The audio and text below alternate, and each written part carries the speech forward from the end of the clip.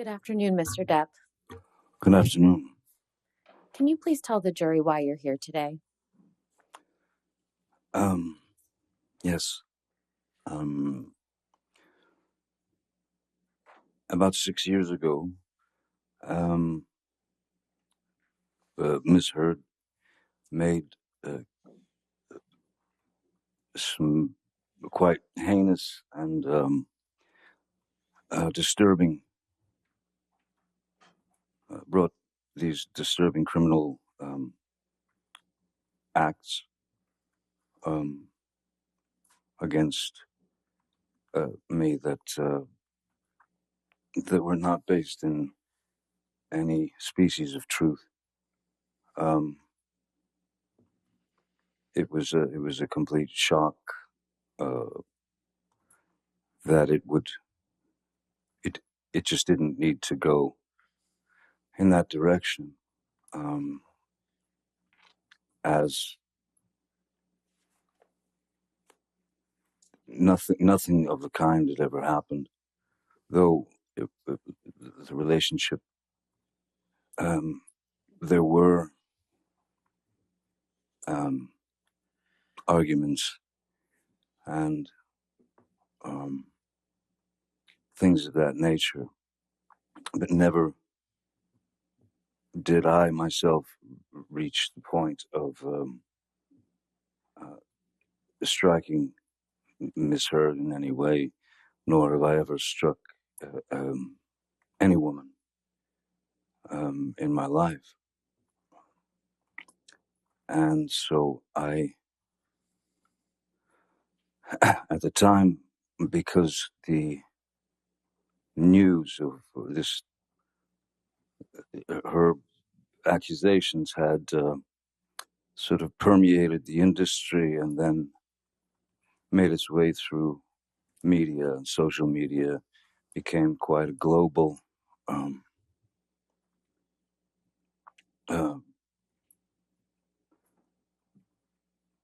let's say, quote unquote, fact, if you will.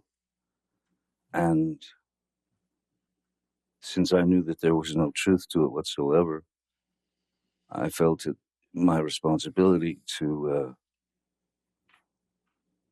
stand up not only for myself in that instance, but stand up for my children, who at the time were 14 and 16, and so they were in high school, and I thought it was diabolical that my children would have to go to school and have their friends or people in the school approach them with the infamous People magazine cover with Miss Heard with a dark bruise on her face. And then it just kept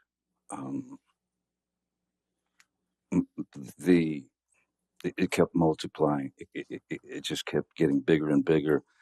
So it was my responsibility, I felt, to not only attempt to clear my name for the sake of, well, for many reasons, but I wanted to clear my children of this horrid thing that they were having to read about their father, which was untrue. And also, after many years of being in this industry, at the time I'd probably been in the industry 30 plus years, 35 years.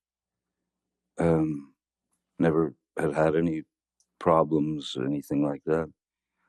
And I'd met many people over the years, many of the people, and had the opportunity to talk to those people and to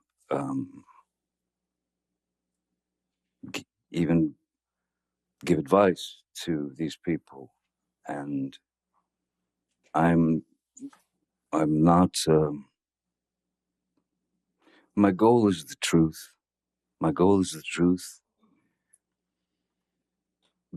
because it killed me that people that I had spoken with, that I had met with over the years, who maybe were in a not such a great position and they needed advice, and I gave them the best advice I could. All I could think of was that those people would think that I was a fraud and that I had lied to them. And so I had to wait for my opportunity to address the charges, which were criminal charges. And they just weren't true. So I felt the responsibility of clearing the record as the only way that I could get to the point where I could speak has really taken this full 6 years.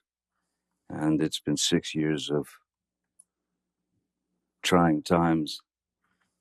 It's very strange when one day you're Cinderella, so to speak, and then in 0.6 seconds you're Quasimodo. And I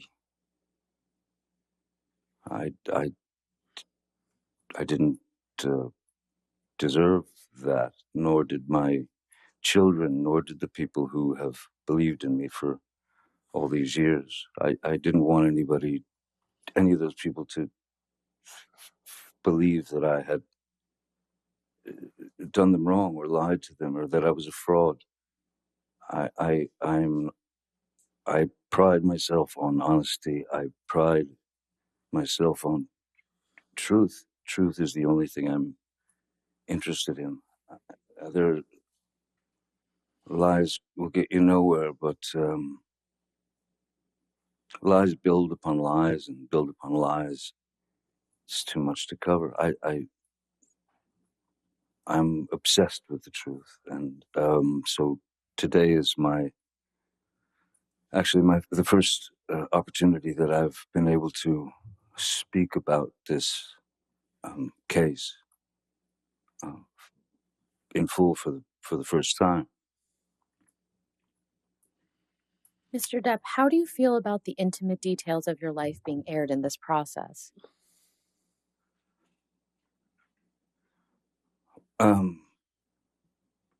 As a father, raising kids, when they were very, very little, it was important to me, very important to me, to try to shield my children as much as possible from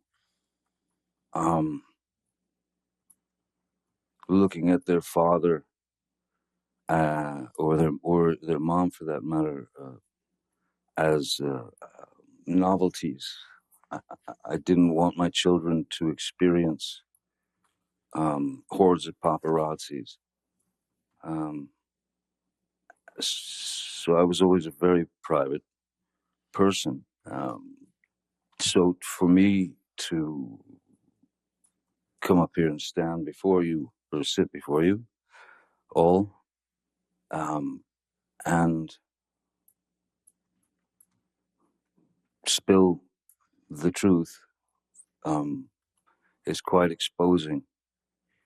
And it's unfortunate that it's not only exposing for myself, it's exposing for my family, it's exposing for Miss Heard, it's exposing for it never had to go in this direction. And so I can't say that I'm embarrassed, because I know that I'm doing the right thing. Now, Mr. Depp, I'd like to turn a bit to your upbringing. We heard a bit from your sister Christy last week. but can you please tell the jury in your own words about your childhood upbringing? I had a very interesting childhood, one that I thought was normal until a certain age. My mother, I was born in Kentucky, and then we moved, in which we moved around quite a lot when I was a kid. So you were always just, my mom had this, her feet were on fire and she had to move. So we moved constantly. So you were always the new kid. And that wasn't ever particularly pleasant. Then we moved to Florida, South Florida, when I was about 7 or 8.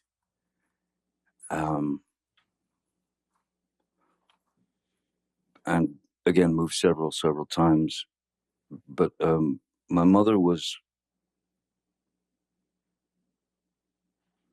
quite unpredictable. She was very unpredictable. She was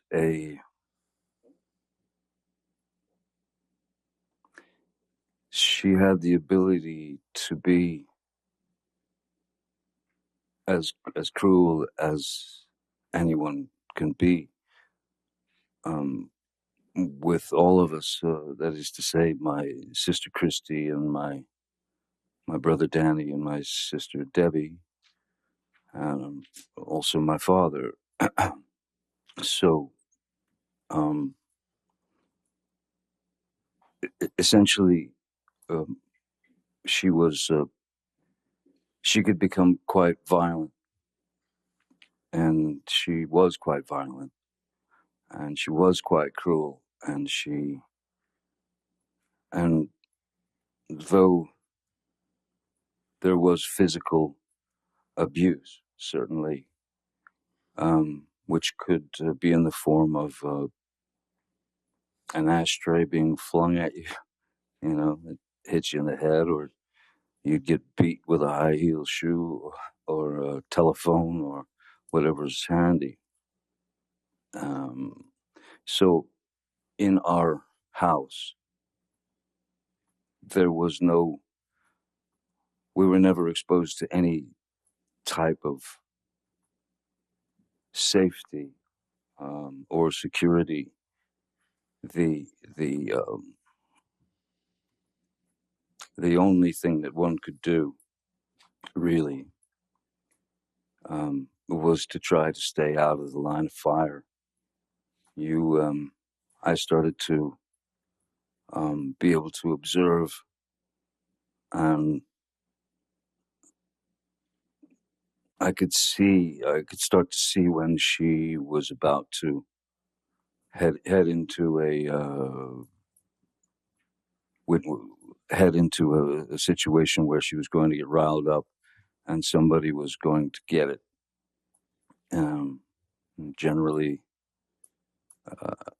it was me. Mr. Depp, you mentioned that your mother could be cruel. How could she be cruel? The various categories, I suppose, there's physical violence, of course. There's physical abuse, um, to which she was. That was a constant. That was just a constant. We were all somewhat shell shocked. Even if she just walked past us, you'd sort of shield yourself because you didn't know what was going to happen. Excuse me. And so there was the physical abuse, which was a constant. Um, there was quite a lot of verbal abuse. There was quite a lot of name calling and bullying. You know, making fun of whatever defect one might have. My brother wore glasses, so of course he was four eyes, and his teeth were messed up in the front, so he was buck toothed as well. My sister Christy which this is such a hideous psychological play. Uh, my my father's parents were quite refined. My mother comes from Eastern Kentucky, which is where you grow up in shacks and hollers, you know. And my mother despised my father's parents, and my grandmother's name was Violet, and every now and again you would hear my mother just scream across the house, "Come here, Violet! Get in here, Violet!"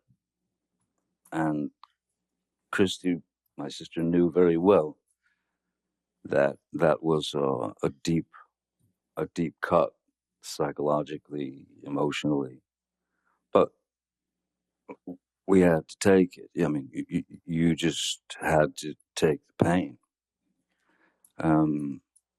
I was born with a very strange, it was a very rare uh, thing in my eye, as the the back of the lens is spherical. Uh, Normally, is spherical. So in this eye isn't normal.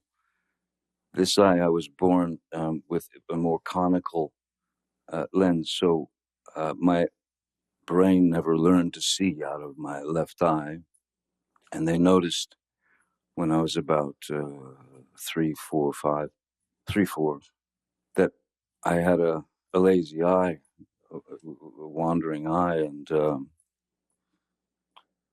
um, she would call me cockeye, one eye, um, anything she could get to demean, humiliate. Um, I even had to wear an eye patch on my good eye uh, to strengthen my bad eye, so that it would cease to wander. With a it was exercising the muscles of the eye, though the brain had never learned to see. So I still, my vision in my left eye is, I'm legally blind in my left eye. But so yeah, the verbal abuse, the psychological abuse was was almost worse than the beatings, because the beatings were just physical pain, and the physical pain you learn to deal with, you learn to accept it, you learn to deal with it. But the psychological and emotional abuse, that's what kind of tore us up, I think. What about your father? What was he like? My father was a very kind man. In fact, my father's still alive. He's a very kind man. He's a very quiet man. Um, in fact, he's very shy. Um, Not a confrontational person in any way. And when Betty Sue, my mother, um, would go off on a tangent toward my father, um, and of course in front of the kids it was no matter to her. Uh, he would he would he amazingly remained very, very stoic, and never, as she was rationing him with horrible things, he stood there and just looked at her while she delivered the pain, and he swallowed it. He took it.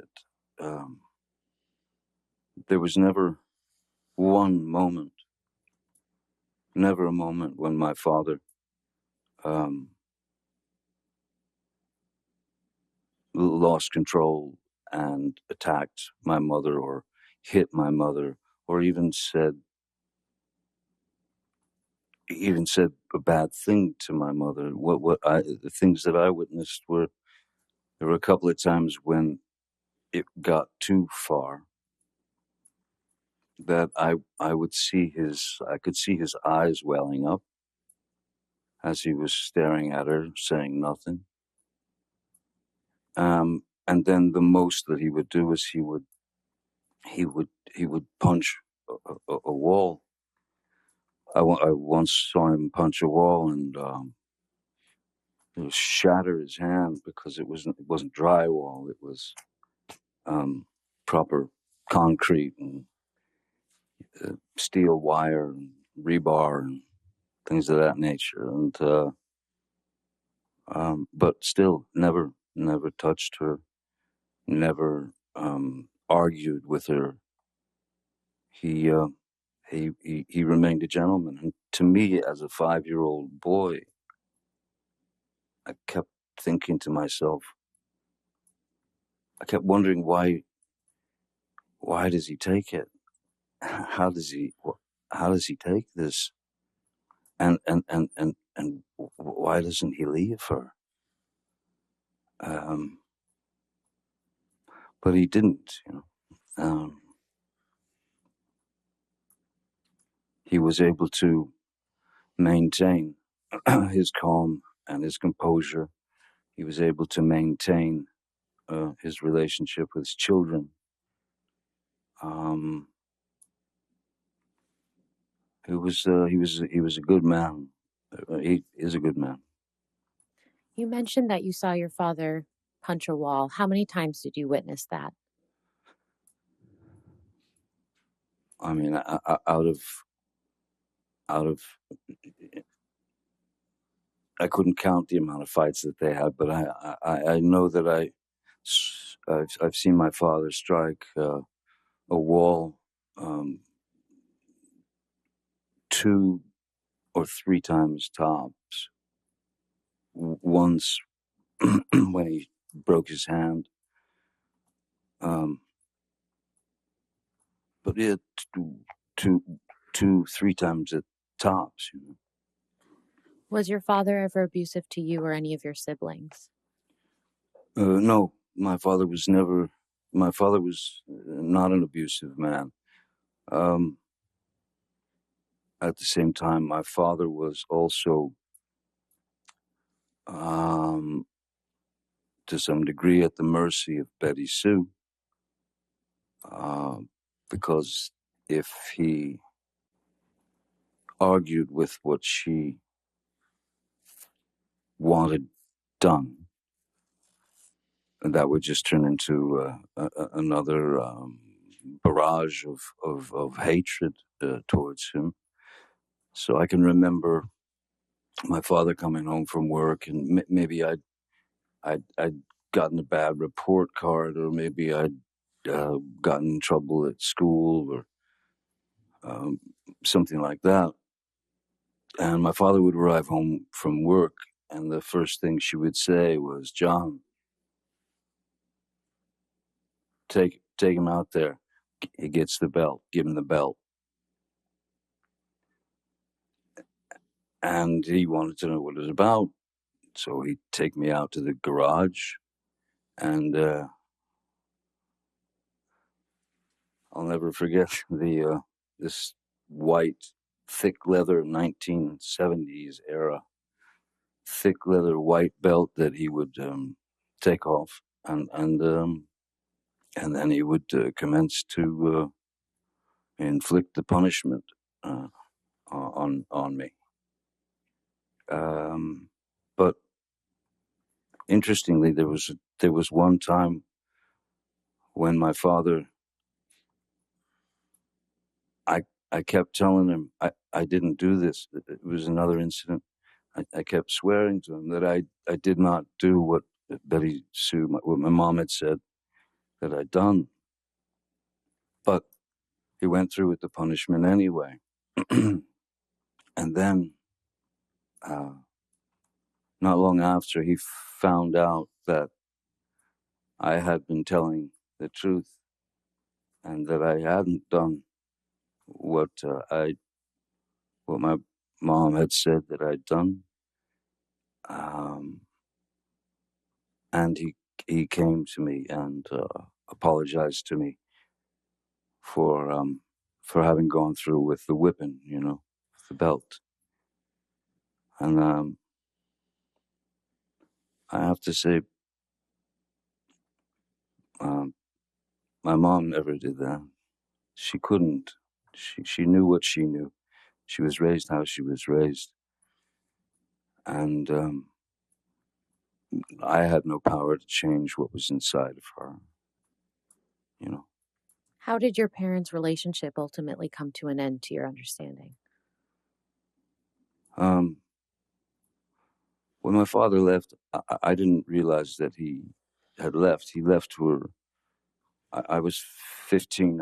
I had already left school, and I was a musician. I was playing in clubs and such. And he left for work one morning, just like every day, and was packing his car, and then he left. And then hours later, my mom, Betty Sue, came home from work. It was about 3:30 in the afternoon, and she walked in the door and stopped and just looked around like she felt something. And I said, "What's wrong?" She said, "Your daddy's gone." I said, "Well, yeah, I seen him leave for work this morning." She said, No, he's gone, he's gone." And she ran into their bedroom and into their closet, and I followed her, and she opened the door, and there was his rack of clothing and all his belongings were gone. And she was quite upset. And I took her car and drove to my father's work, and I sat down in front of him at 15, and I said, "Listen, seems as though somebody stole all your clothes out of the closet." And he said, "Yeah, yeah." He said, "I'm done. I can't do it anymore. I can't live it anymore. You're the man. You're the man now." And those words didn't quite sit well with me. I didn't feel like I was ready to hear those words, but that's what I got. Then my mom went into a very, very dark place, a very deep, dark depression, as you can imagine. And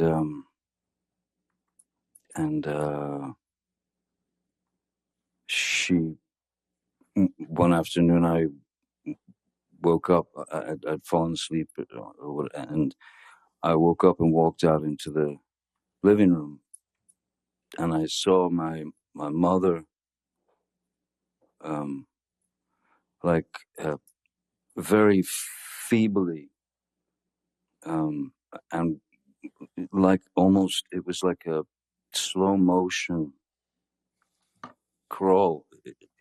If I could stand up, I could show you just the what I saw. Do you mind? You can stand up. Thank you. Um, I saw my mother, in that mode. So instantly, I knew that something was dreadfully wrong, and there's drool coming out of her mouth. And as I was about to run and call, the front door busted open, and my uncle and two paramedics came in and threw her on the gurney and whisked her out of the house to get her to the hospital to pump her stomach. She had swallowed a multitude of pills to try to take herself out, to try to commit suicide.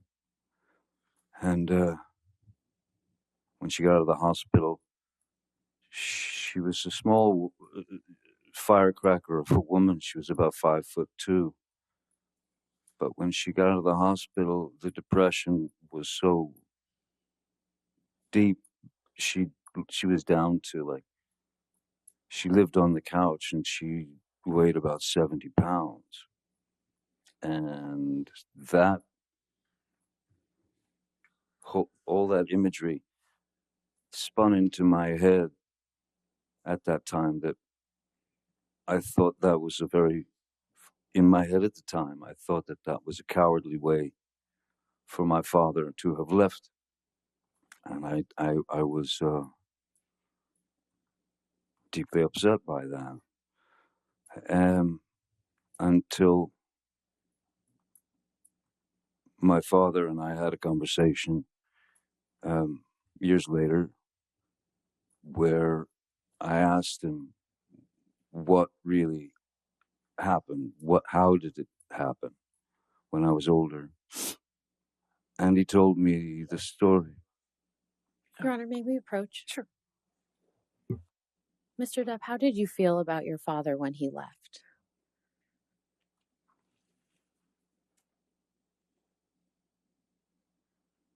I was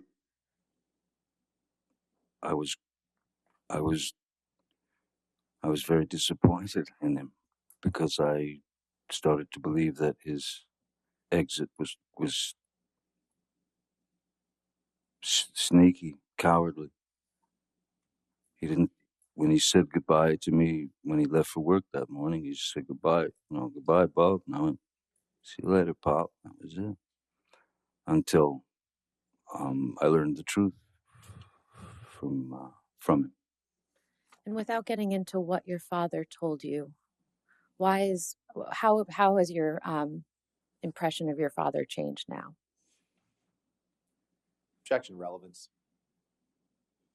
Your Honor, this is just an understanding of his perception of his family. I'll sustain the objection. Next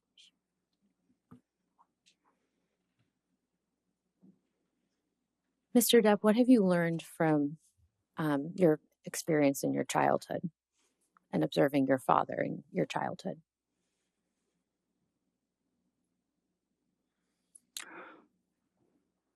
I learned that I was wrong about my first impressions of his exit from the family. Very wrong. And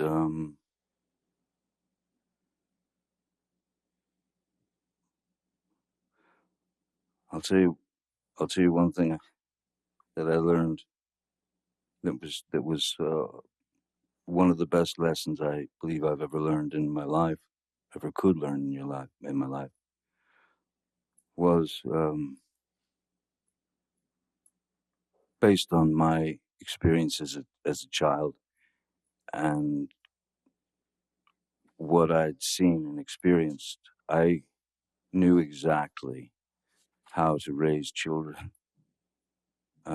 When my girl Vanessa got pregnant, I knew exactly how to raise children, which was to do the opposite of what they did, of what Betty Sue did. Never raise your voice in front of the children, never.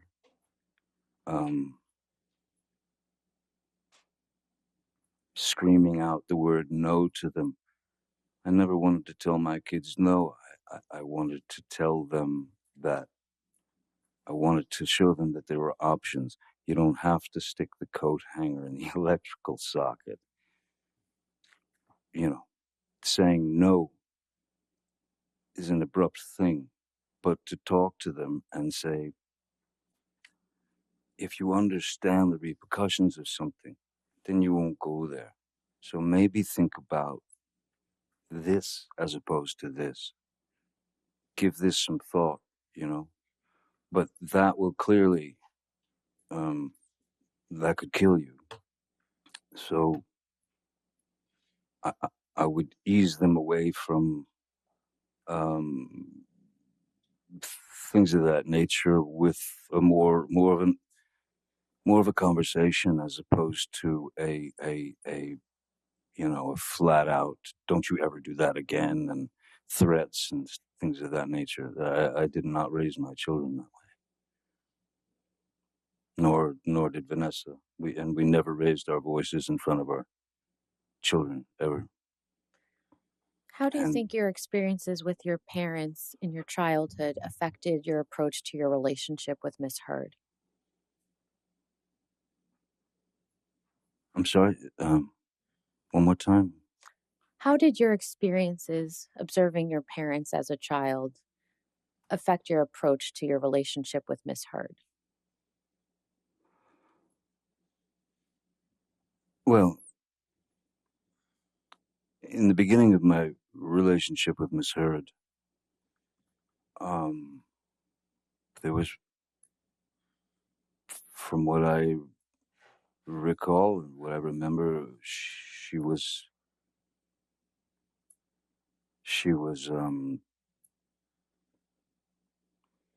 it was as if she was too good to be true.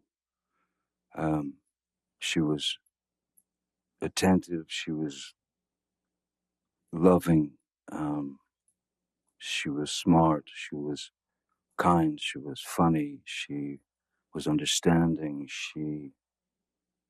um, and we had many things in common, certain blues music and, well, music, literature, things of that nature. So for that year or year and a half, it was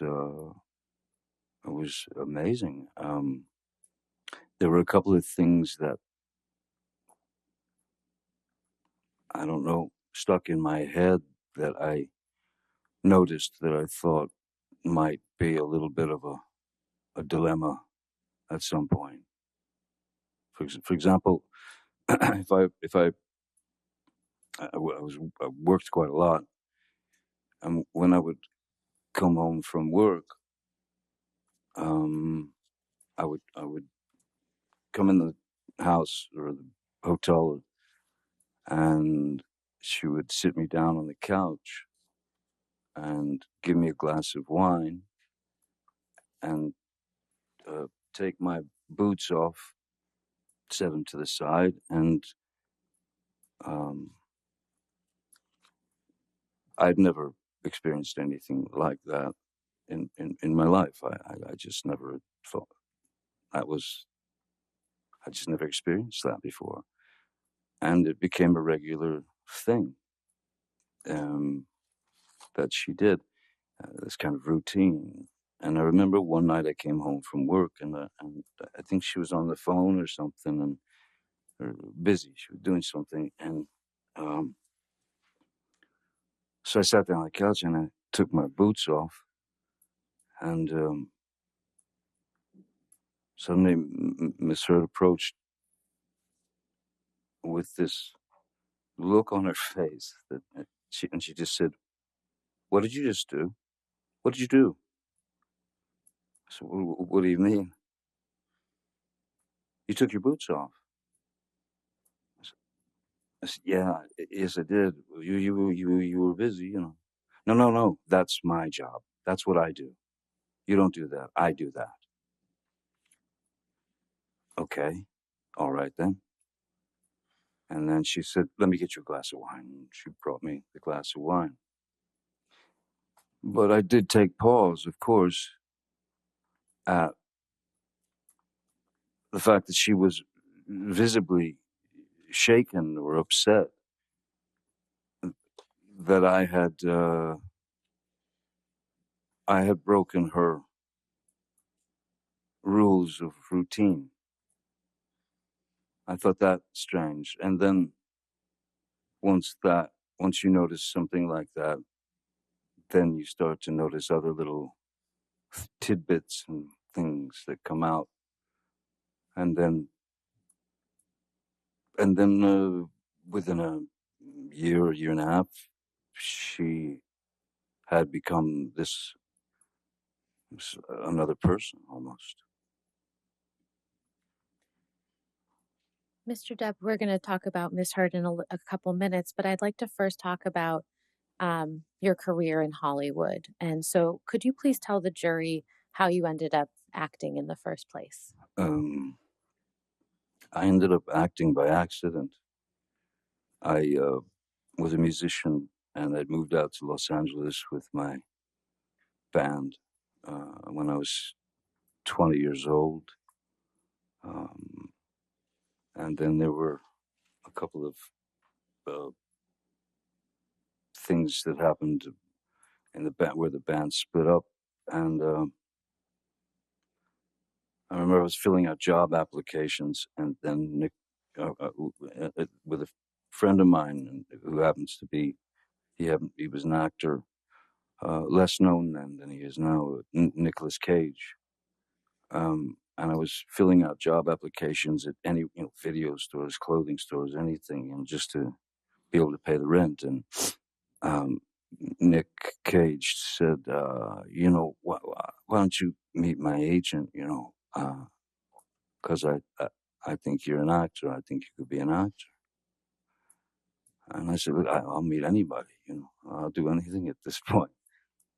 And so he sent me to his agent, Eileen Feldman, and I met with her.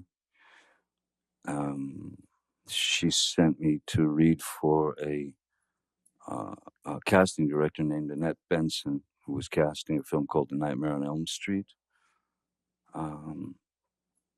And they brought me back to read for the director, Wes Craven. And I read for Wes Craven and somehow got the job. But I mean, I was by no means an actor. I didn't have any desire to be an actor. I was a musician. But the fact that these people were going to pay me what I found to be a ludicrous sum of money, which was it was kind of the SAG minimum. It was $1,284 a week, which I'd never seen that kind of dough before in my life. And so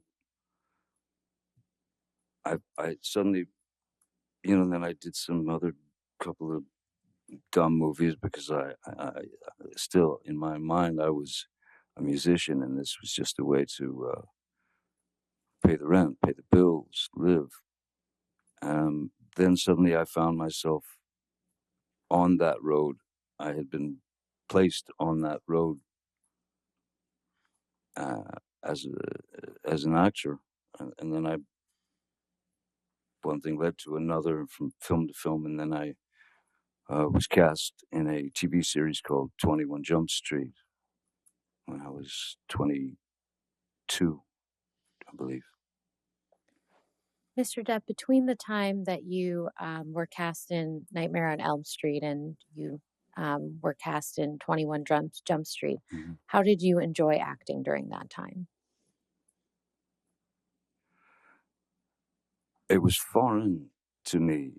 It was foreign to me. But I didn't have any great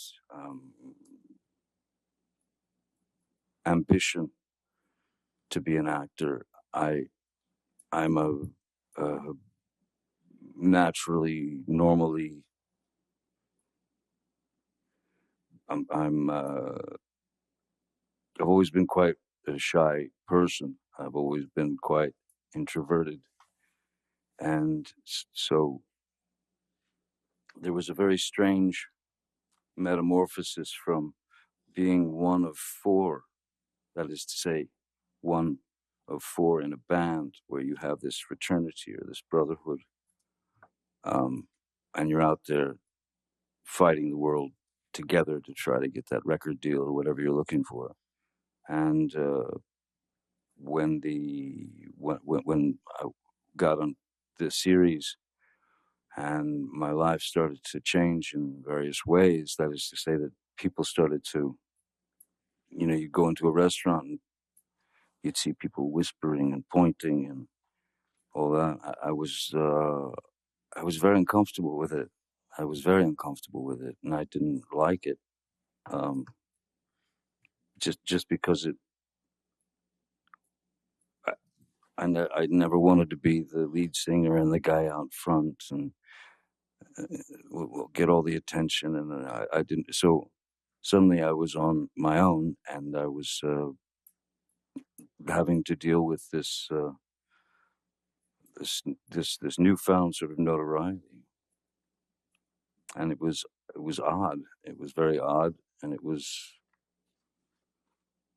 yeah, it was a very uncomfortable thing. I mean, I don't think it's anything that one can get used to. I don't. I would. I'm not.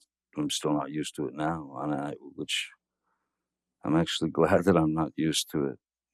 Because if I were, I don't think I'd be the same person that I am. Mr. Depp, did there come a time when you became passionate about acting?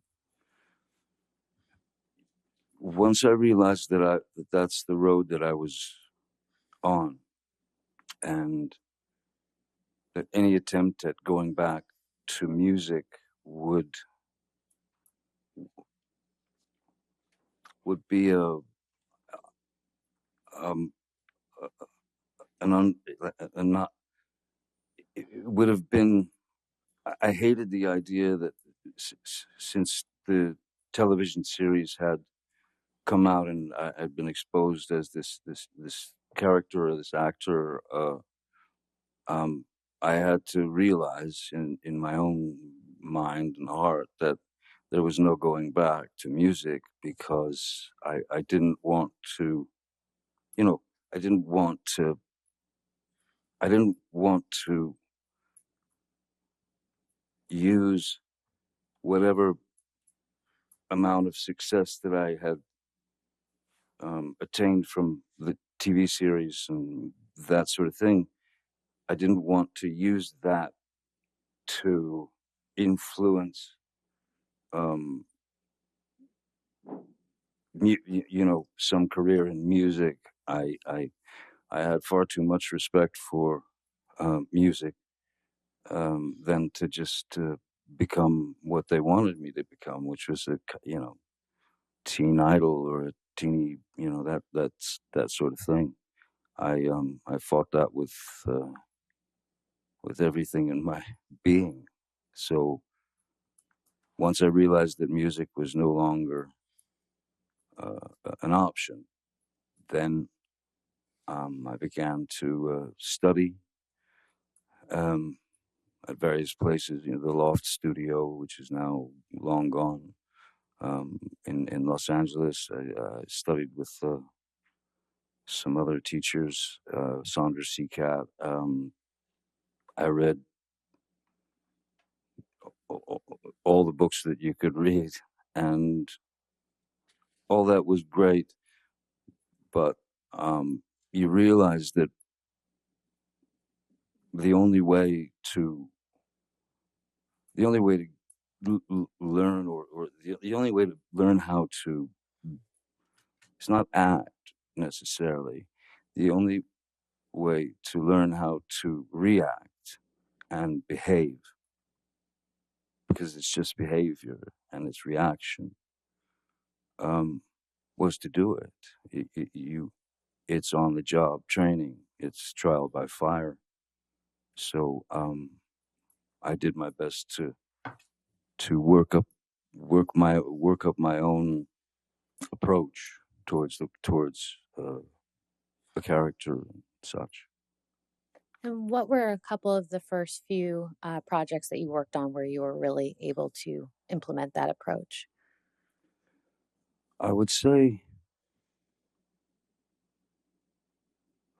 I would say that the first film that I had done that I really took,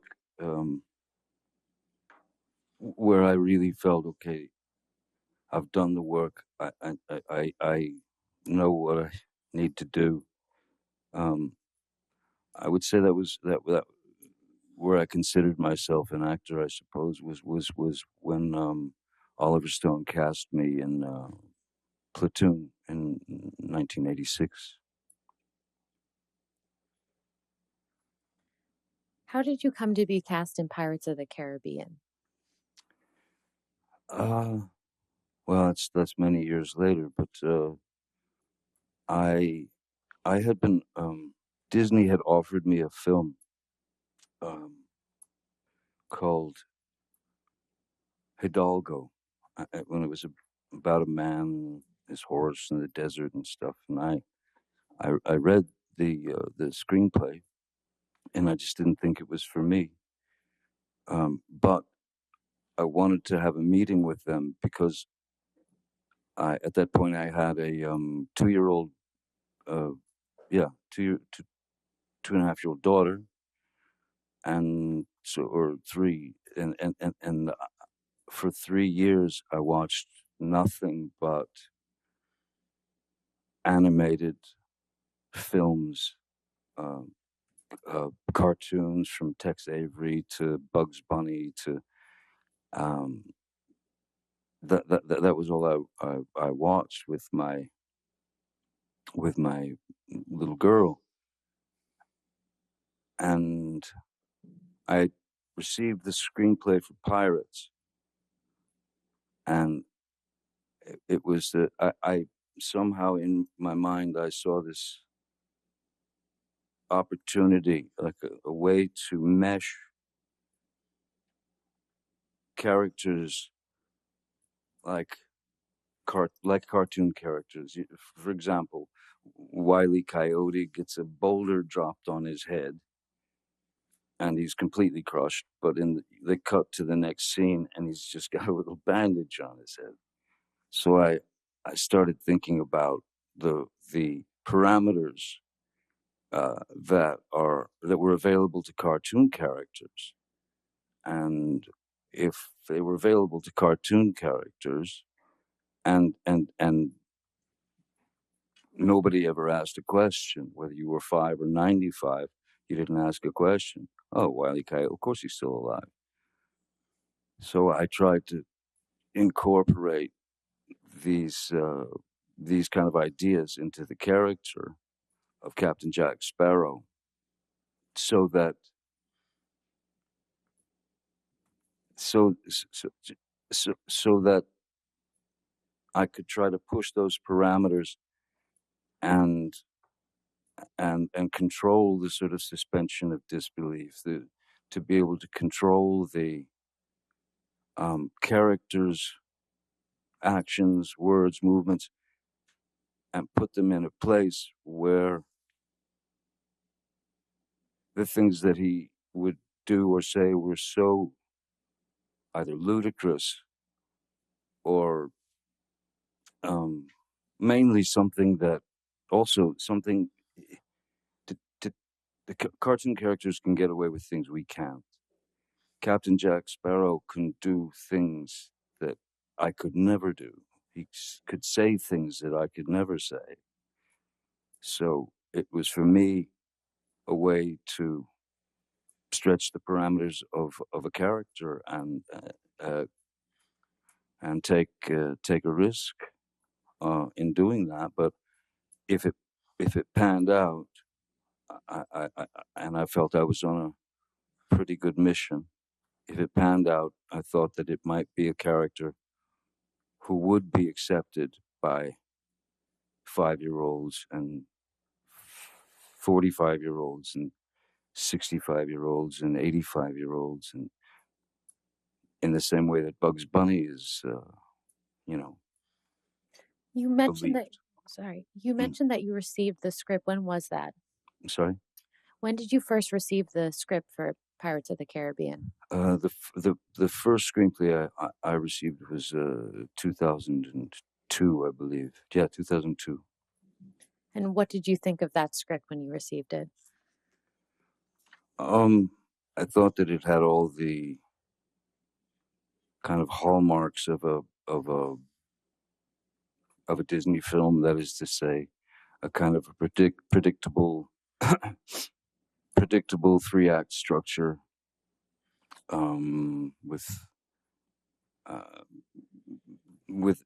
and the character of Captain Jack was more he was more like a swashbuckler type that would kind of swing in shirtless and, be the hero. And I had quite different ideas about the character, so I incorporated my notes into the character and brought that character to life, much to the chagrin of Disney initially. Now, when you say you made changes to the character, how did you do that? Just in preparation, the the very same way that I've ever approached any character. You look for a back history. You base it on, um, it could be anything. Like Edward Scissorhands, for example, was I based on a dog that I'd had and newborn babies. My sister had a couple of new babies, and I watched them, and because I thought that Edward would see things from the sort of the uh, from a place of innocence, and not knowing exactly what things meant or were, and also that look of a pure innocent child when they experience something for the first time. Um, those were the two main ingredients that I thought would serve the character. And with Captain Jack, again, the cartoons, the Pepe Le Pew. Uh, it's like making a soup. You know, it's ingredients. It's just ingredients. Um, there's some Pepe Le Pew in there. There's some Keith Richards in there. Um, there's a bit of I figured this is a guy who's been on the sea for the majority of his life. Quite possibly his brains may have been scrambled a bit by the sun. And also, I thought that he'd been on the sea for so long that he had his sea legs, but when he got on land, he just didn't have his land legs. So he could never quite stand still. How did the film ultimately turn out in your view? I didn't see it, but I believe that the film did pretty well apparently, and they wanted to keep going, making more, and I was fine to do that. As it was, there's great freedom in in being able to. It's not like you become that person, but if you know that character to the degree that I did, because he was not what the writers wrote, so they really weren't able to write for him. So once you know a character better than the writers, that's when um, you have to be true to the character and add your words, add the rewrites. Um, I was, yeah, no, I believed in the character wholeheartedly, and the initially the Disney folks were somewhat upset. Now, you mentioned that the film was, to your understanding, a great success. How did your life change after the first Pirates of the Caribbean movie came out?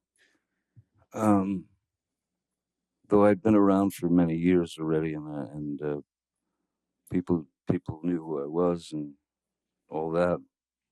Um, After Pirates One came out, there was completely different. It was a completely different way of life was being sort of my family and I were being plunged into. That is to say, at our house in Los Angeles, you would have people trying to climb the gates to get in to see Captain Jack Sparrow. You would have people trying to bust in the gates dressed as Captain Jack Sparrow. You would have it and follow you and your family. So that was the moment when um, there was no other way but to we had to hire more security guards, and I was certainly worried for my kids' safety. And so then that's when instead of just the one guy, there became several security people because I wanted to make sure that my kids were safe when they went to school or when they went to Disneyland or when they went to the mall or whatever. Um, so yes, more security, and then just getting followed, by hordes of paparazzi and things like that. It's. I've had worse jobs, certainly. I can't complain about it, but yeah. Uh, After a while, you realize that uh, anonymity has left the building a long time ago. The anonymity's gone, um, and that's an odd thing to deal with um, when you can't just drive down to the diner and get a cup of coffee or something. It's not possible. It turns into something else altogether. So you know, it's acceptance, and of course there's a bit of sacrifice involved. I can't complain about the work that I've been given. I can't complain about any of that. I have no right to. Um, but it does make you have to think very creatively with when you've got little kids about how to take them to the park or to the swings or to the this or that movie, or it becomes a strategic mission, and that's what happened after Pirates. Now, you mentioned your family. Who did your family consist of at that time? Vanessa, Paradis, the mother of my children, who we were together for 14, 15 years. Myself, our daughter Lily Rose, and our boy Jack. Now, you mentioned hiring more security. Did you already have a security team at the time that Pirates of the Caribbean came out? I'd had, yes, because there'd been more films prior to that, a number of films prior to that. So uh, I was I was recognized and I was known. So if you wanted to attempt to have any experience that might be normal, you sort of had to have somebody around to get you out of a squirrely situation should it arise.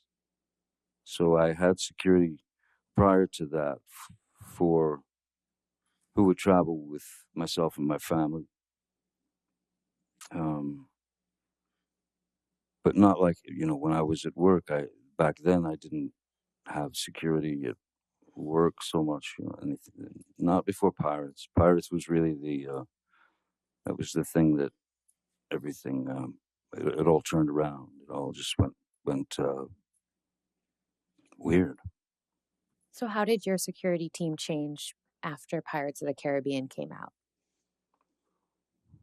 Well, like I said, with anything, it become more strategic, and you had to have more guys or gals, because um, because if if Vanessa, for example, she worked in France quite a lot, and if she was in France, um, and I was in LA with the kiddies, then and working, um, security would uh, security would basically pick my kids up at school or whatever and bring them home. So that became the routine: driving them to school, bringing them home. Um, um, so yeah, and then if I went somewhere, it just, the security guards kind of multiplied because you needed to protect your street, your house, your kids. Endless.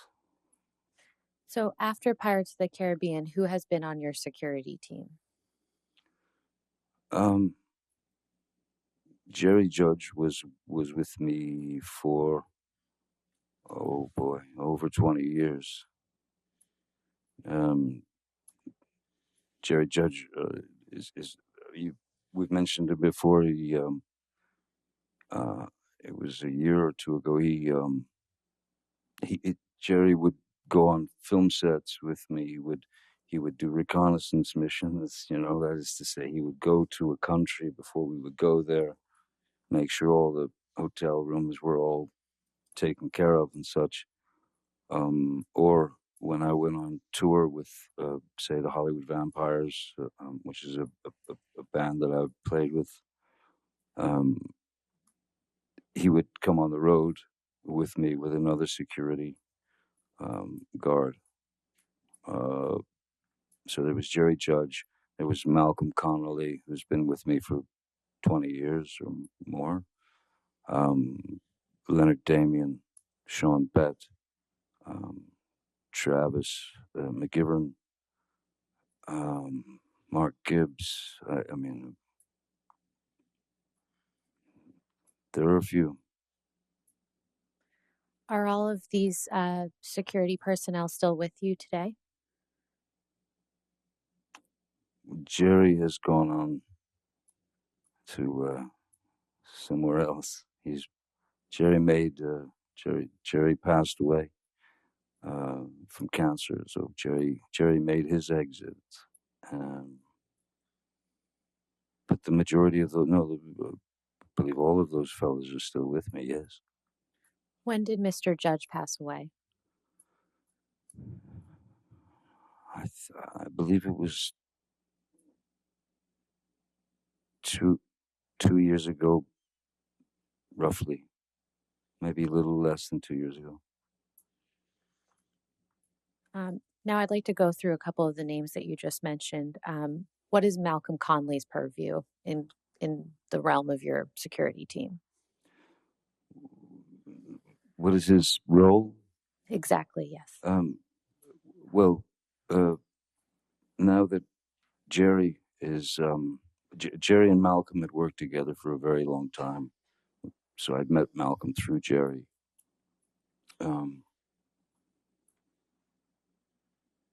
After Jerry's passing, Malcolm obviously took over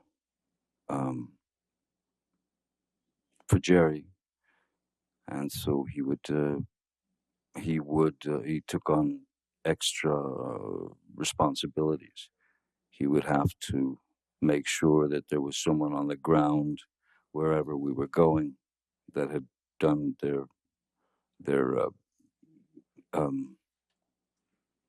recon, the reconnaissance, and to make sure that everything was set up by the time we got there, and that it would be a straight shot into the hotel without a gaggle of paparazzi. You didn't have to walk through 50 screaming, hollering photographers. So you'd go in through a garage door and through a slippery kitchen, and you were taken to your room where you stayed. When did Malcolm Conley join your team? Malcolm had joined. I mean, Jerry brought him on, so Malcolm has been with me for over 20 years now. And in those 20 years, how often have you physically been present with Malcolm? With Malcolm? Yes. Endless, countless, all over the world. Everywhere. Los Angeles, Japan, Serbia, films, tour. Malcolm was my, he when we were on the Vampires tour in Europe, throughout Europe, and Malcolm was on the bus with me. We lived on the bus together, basically. How often is Malcolm in LA with you?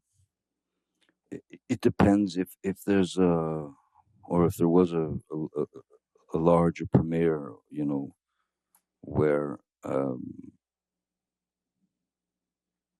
where it had to be worked out so that it didn't turn into a chaotic or dangerous event, because sometimes between you and the people there are these barriers, and sometimes the professional photographers or the professional autograph people will surge forward, and in the front rows of behind these barriers, you have little kids and older women and older men. So when the professionals would surge forward, these people would start getting kind of crushed against this metal deterrent, and that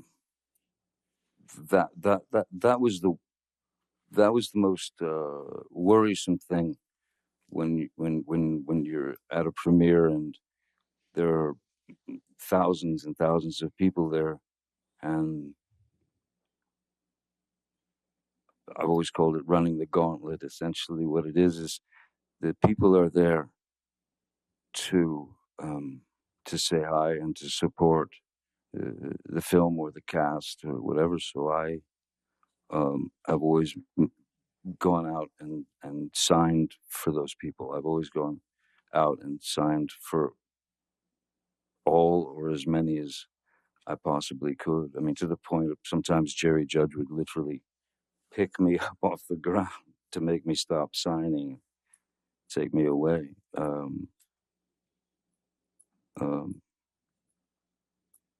So yeah, it was those kind of things. Again, you don't really get used to that, you know. So I forget what the original part of your question was. I got lost in the gauntlet. I'll move on. What about Sean Bett? How long is... You want to go ahead and take a break now? Would that be okay for That's afternoon break? fine. That's fine. fine. Why don't we go ahead and do that? Ladies and gentlemen, we'll go ahead and take our afternoon break. Please we'll take 15 minutes. Do not discuss the case and do any outside research, okay? Thank you. Mr. Depp, I'd like to just briefly go through the security personnel that you just listed out before we took a break. How long has Leonard Damien been with you?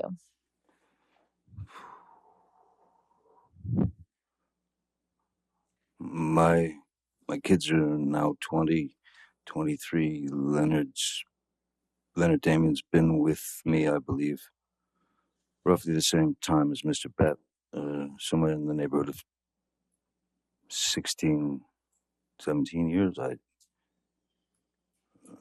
I can't be precise, but they were very young. My children were very young when they joined the team, which was really after Pirates was released in 2003, the first. Now, you mentioned your children. What is Mr. Damien's role with respect to your children's security? Excuse me? You mentioned your children Yes. with respect to Leonard Damien. Is his role in connection with your children's security? Yes, very much so. Leonard, Leonard Damien and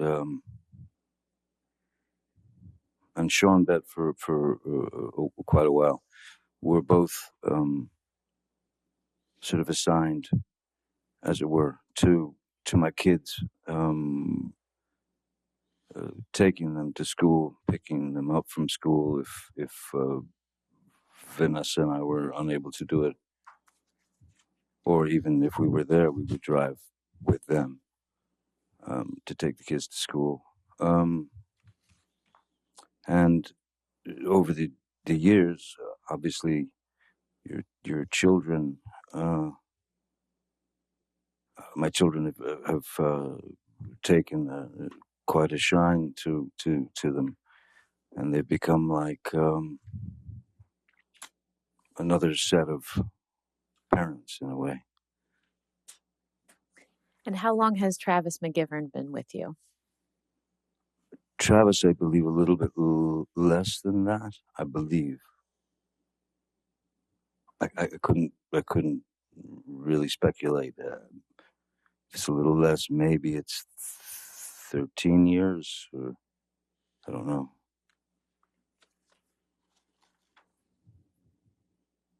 Now, you mentioned that you had to bring on additional security after Pirates of the Caribbean. Yes. How has the fame associated with that franchise affected your personal relationships?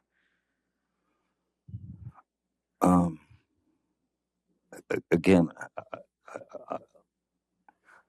I would never complain about the repercussions, let's say, or the repercussions of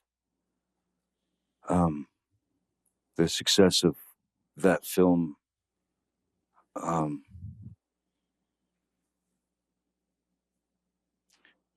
But of course, as I said, there are sacrifices that one has to make.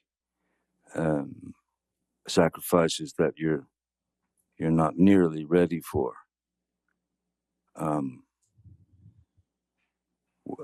Just simply when you when you go to a town, or you go on a press tour or something, and you're staying in a hotel.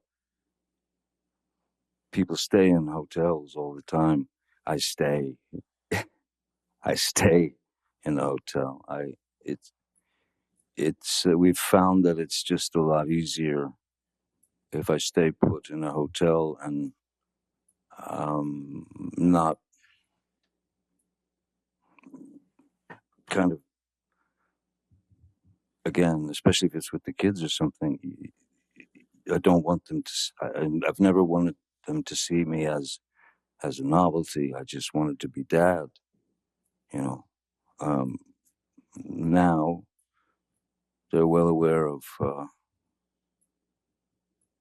a lot, and they're well aware of pretty much everything.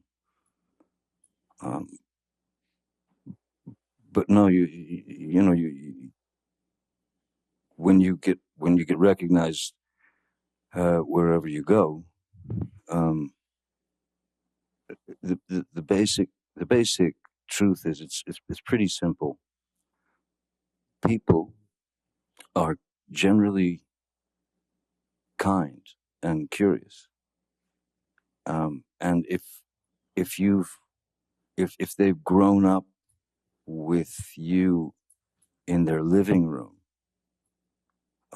from a television series or from various films that they've seen, there's nothing menacing about being recognized. Sometimes there can be, and sometimes people can get weird, and we've found that it's just it's better all around if I stay in my hotel room and don't go out to too many restaurants or anything, because it generally causes a bit of a hubbub. If you go to a restaurant, someone calls the paparazzi, and you go in for a meal, and you come out, and there's 30 guys out there. It can be a little overwhelming. It's not something. I think I said it before. It's not something that it's not something that I've ever gotten used to, and it's something that I hope I never get used to. Because I don't think of myself in those terms. I used to be Johnny, if that makes sense. I used to be Johnny, and then my name, full name, which I honestly find still, it's difficult. It's uncomfortable to say my own name, because when I say it, I hear the commodity, I hear the product. So I went from Johnny to Johnny Depp, and then that name, with that name, Johnny Depp, and some image was cultivated. Certainly not by me, but the media, especially in those days, they must label you. They have to give you a label. And labels are one of the things that I've fought vigorously with regard to my work. I never wanted to be the poster boy. I never wanted to be the. I don't have, I'm not built with that kind of hubris. I don't have that kind of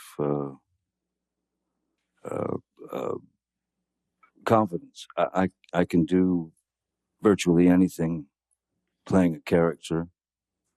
I can become the character in my work, and that character may be able to spit out 100 words a minute. But me, myself, Johnny, I cannot. So therein lies the difference, Mr. Depp, other than acting, what other artistic pursuits do you have that may be a little less known to the general public? Well, I've remained a musician. I've been a musician. I started playing the guitar when I was 12 years old, and that saved my life, because I locked myself into in my bedroom at the age of 12, listening to records, moving the needle back, and then learning that piece, and then learning it again. So so much so that I don't remember. I have no memory of going through puberty. I was just playing the guitar. I was obsessed with my guitar. Any other artistic pursuits? I've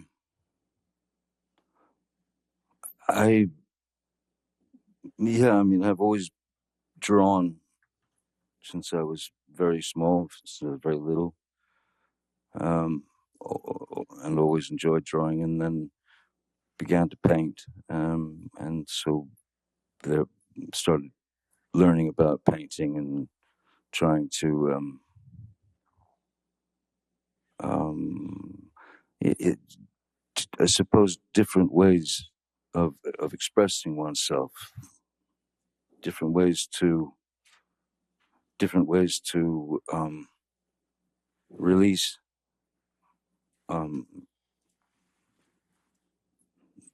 the things that are living in your head, whether they be beautiful memories, whether they be horrific memories, whether they be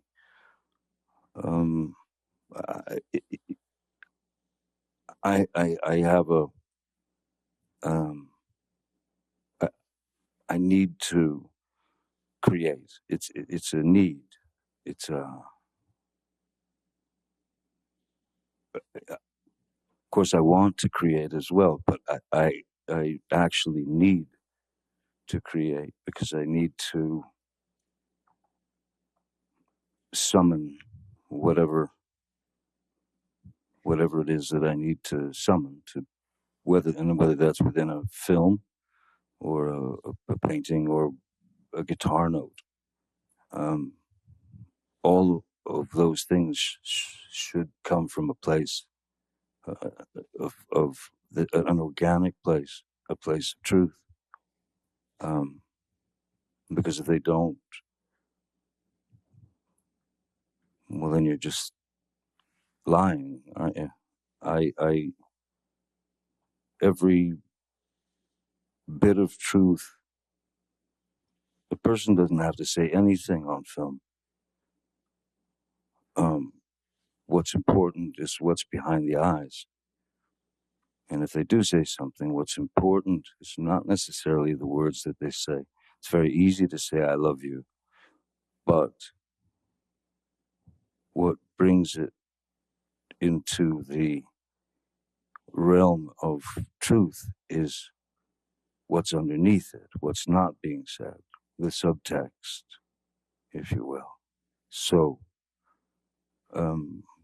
any artistic or creative venture, any film, anything that I do, that's where I'm coming from. That's my approach. Mr. Depp, you mentioned words, and I think the jury has already seen some words that you've written in text messages. Yes. Can you please tell the jury a little bit about how you write? Certainly. When I was young, when I was about 12 years old, my elder brother, Danny,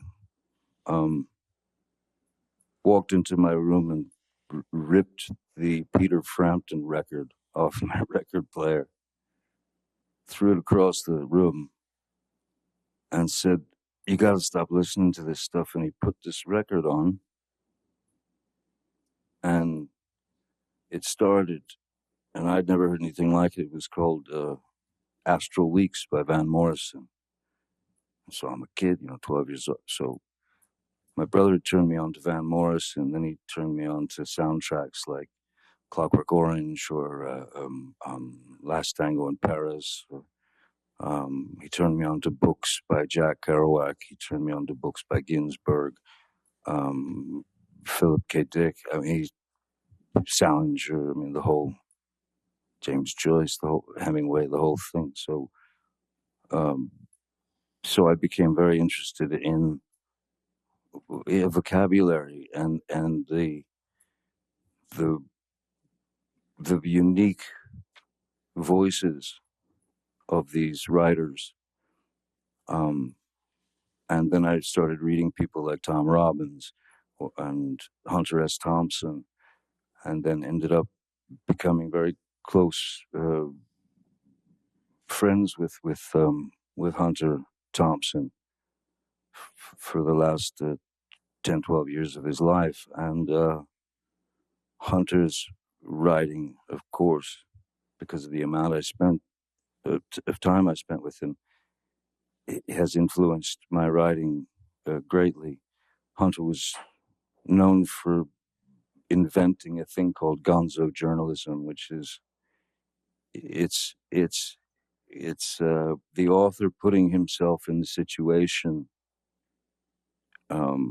as opposed to writing it from the author's point of view. he writes it with him in it. And there are great embellishments, and embellishments are great sort of ways that he would twist things and express his feelings, and so he became a huge hero, of course, to me, and a great friend. I in my texts and in my emails, or sometimes just even in my writing, you take you take the subject and you try to express it in your own vernacular, and in that, for example, with the text messages that I apologize that everyone's had to experience. I am ashamed of some of the references made. I'm embarrassed that at the time, the heat of the moment, the heat of the pain that I was feeling, went to dark places. There is no, if you're writing, there is no set place that you have to stay in. You can travel, and sometimes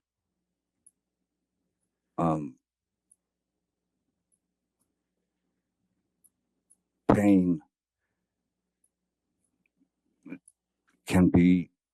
has to be dealt with humor, and sometimes dark, very dark humor. I grew up watching Monty Python. So yes, it can tend to get into dark humor. It can tend to get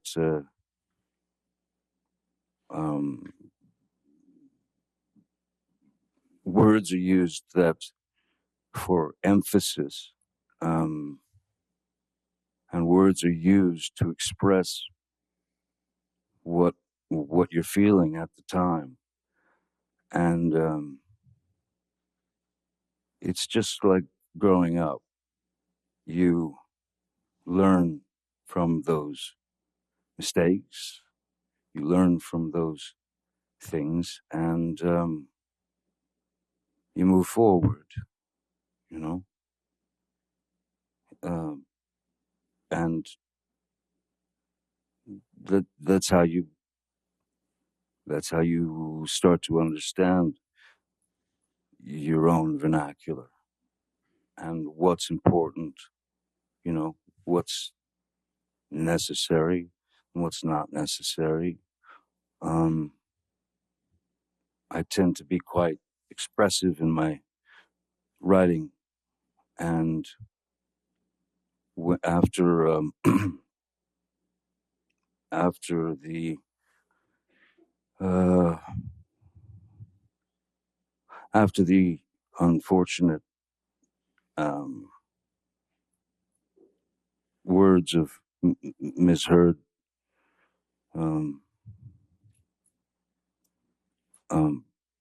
made their way into my heart and my head. Those are two very opposing things. So you're trying to you're trying to find the best way to express something to a friend. Sometimes you're exaggerating, something that you've done, um, um, just to make just to make him understand that, I'm on I'm on planet question mark here. I don't know what's going on, but I know I'm in this situation, and I know that it cannot continue. Mr. Depp, the jury's heard quite a bit from Miss Heard's side about your drug and alcohol use, but I'm sure they'd like to hear from you. So could you please just tell them about your history of substance use? Certainly. Again, this goes back to when I was a young boy. Excuse me. At about the age of, I don't know, 4 or 5 years old, I can remember vividly my mom telling me to go get her nerve pills, out of her purse that was hanging on the back of the door. So I'd go get the nerve pills and I'd bring her the nerve pill. She'd take it. And, after a few years, you start to notice, well, you start to think about nerve pills. And then she seemed to calm down after she took those nerve pills. So when I was 11 years old, I wanted to calm down, and I didn't know how to. So I'd bring my mom her nerve pill. I would walk away, and I would take one myself, to escape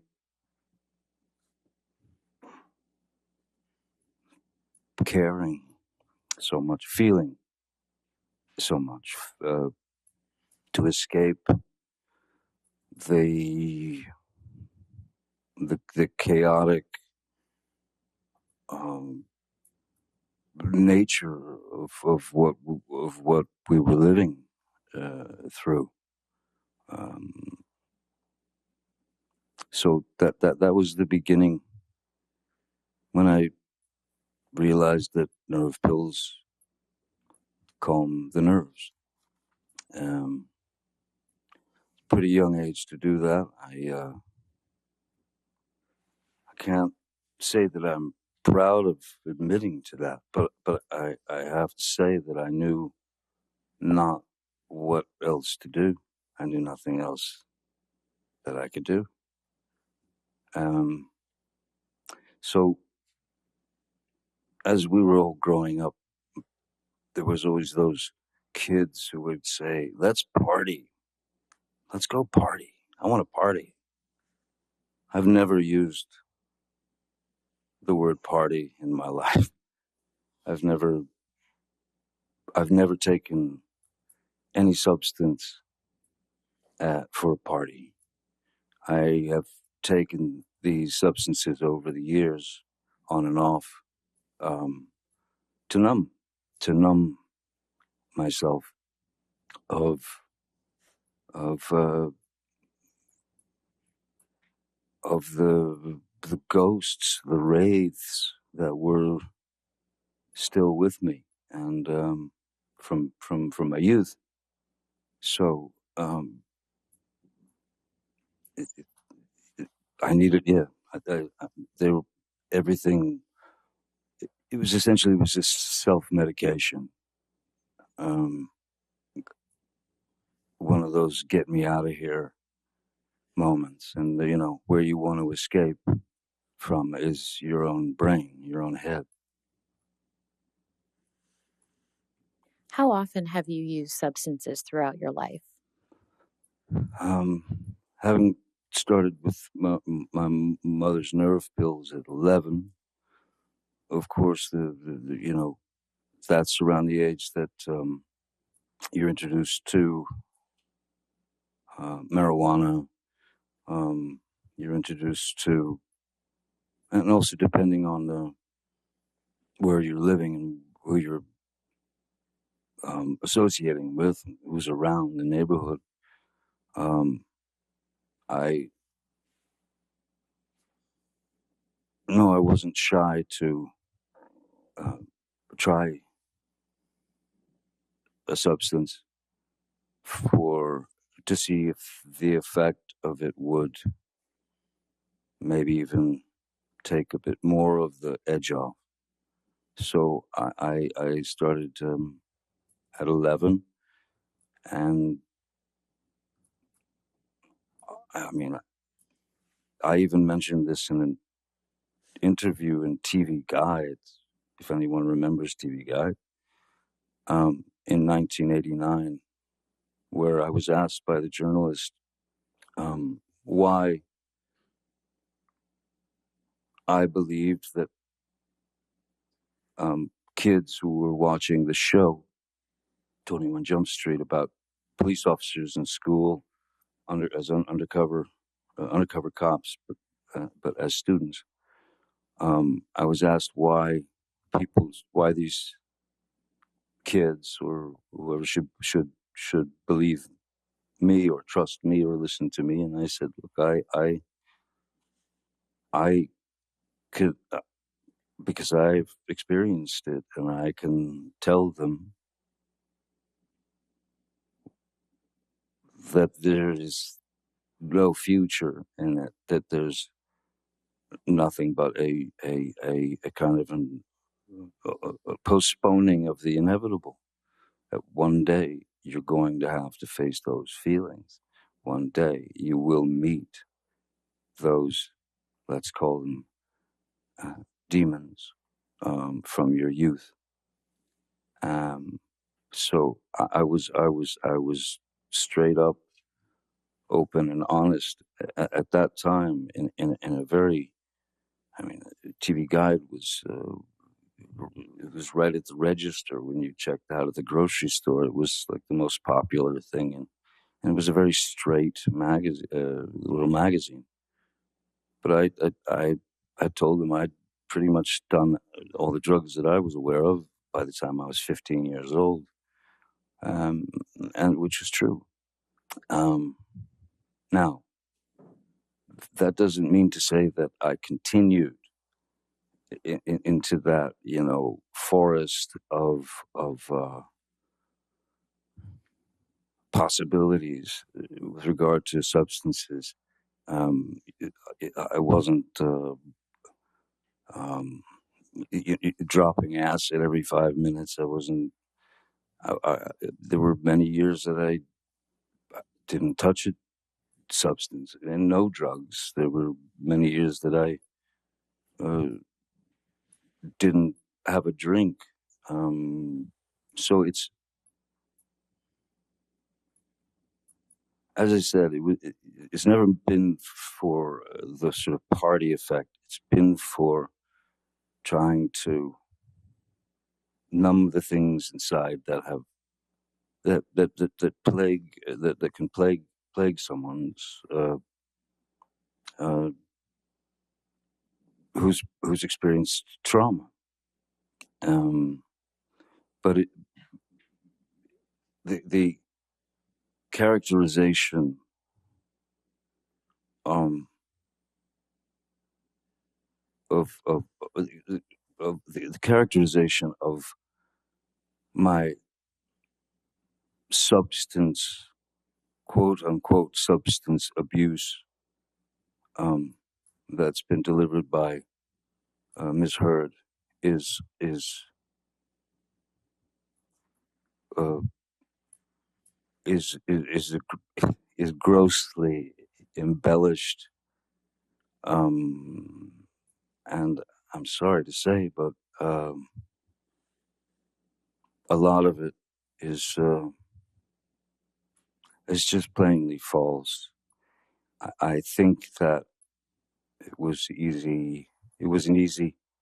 Uh, I think it was an easy target for her to hit, because once you've trusted somebody for a certain amount of years and you've told them all the secrets of your life, um, that information then, of course, can be used against you.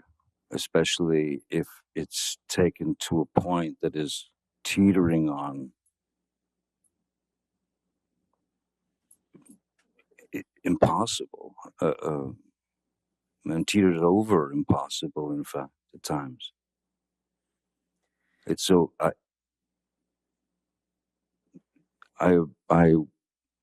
am not some maniac who needs to be high or loaded all the time. In fact,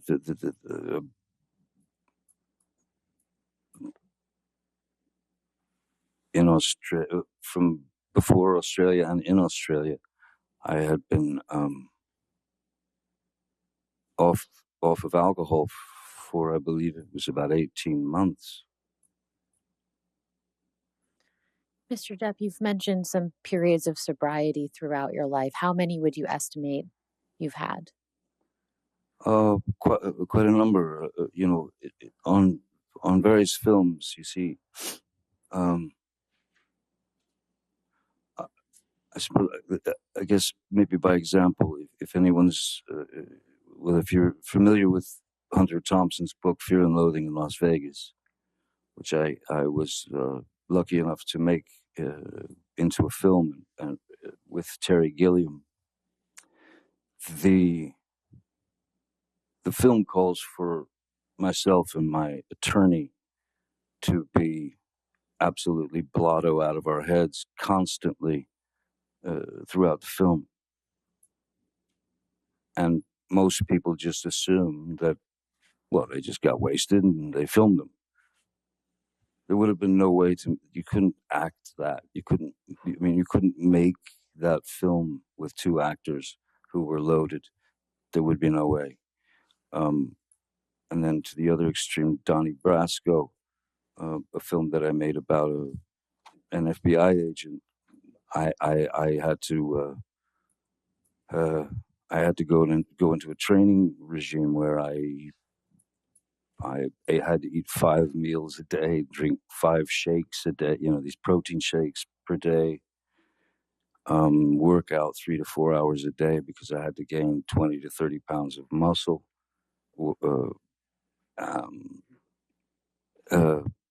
There was certainly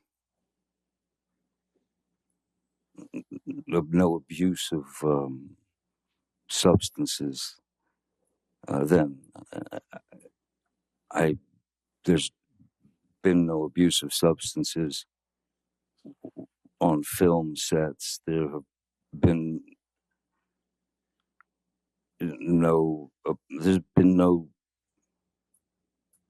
there's been no moments where I would have been considered out of control. Never. In fact, it's not been mentioned. I'm sure they don't want to mention it, but I remember that because when I was with Ms. Heard and her friends, and we were all drinking wine, and I smoking marijuana. They used to tease me because of what they said was a ludicrous tolerance, because I never appeared loaded or high or any of that.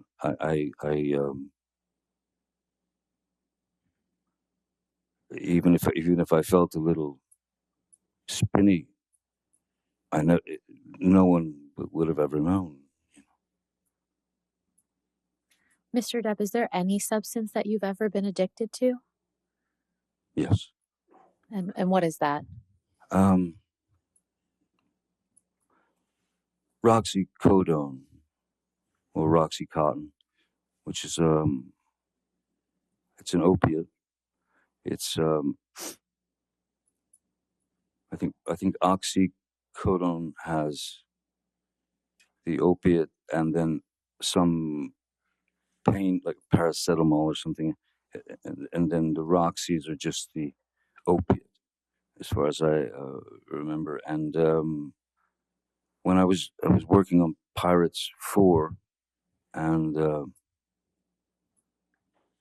there was a scene in which I had to grab this large gold and red, stately gilt chair, pick it up and throw it, chuck it out this big giant window. And so I did it, and as I swung around to throw the chair out the window, I felt this immediate electricity from the bottom of my spine down my left leg, and it was like an electricity that burned. So I had obviously it was sciatica, so I had obviously pinched something, done something. So I saw a chiropractor or a kine or whatever. I saw chiropractors, and to no avail. Then I saw a doctor, and the only pain medication that she recommended and prescribed to me was roxycodone. And there was a part of me that was a little bit worried, just in a sense that I know I've witnessed friends and people over the years who've had problems with heroin, and I didn't want to get bit by that snake. And I started taking the Roxys, and I was bit by the snake. And then before you know it, that monkey is on your back to stay. And it's not like you take those pills to get high. You take them to once the addiction has grabbed hold of you. You're not taking those pills to get high. You're taking those pills to get well, or to get better. Because if you're without the pill, your body will start to go into various you'll withdrawals. And so I was on the Roxy's for a number of years, 4 or 5 years, I think, maybe more. I don't know, but the key was that I if you take 2, you will be what they call on the knot. You will be that. You will just drop into sleep.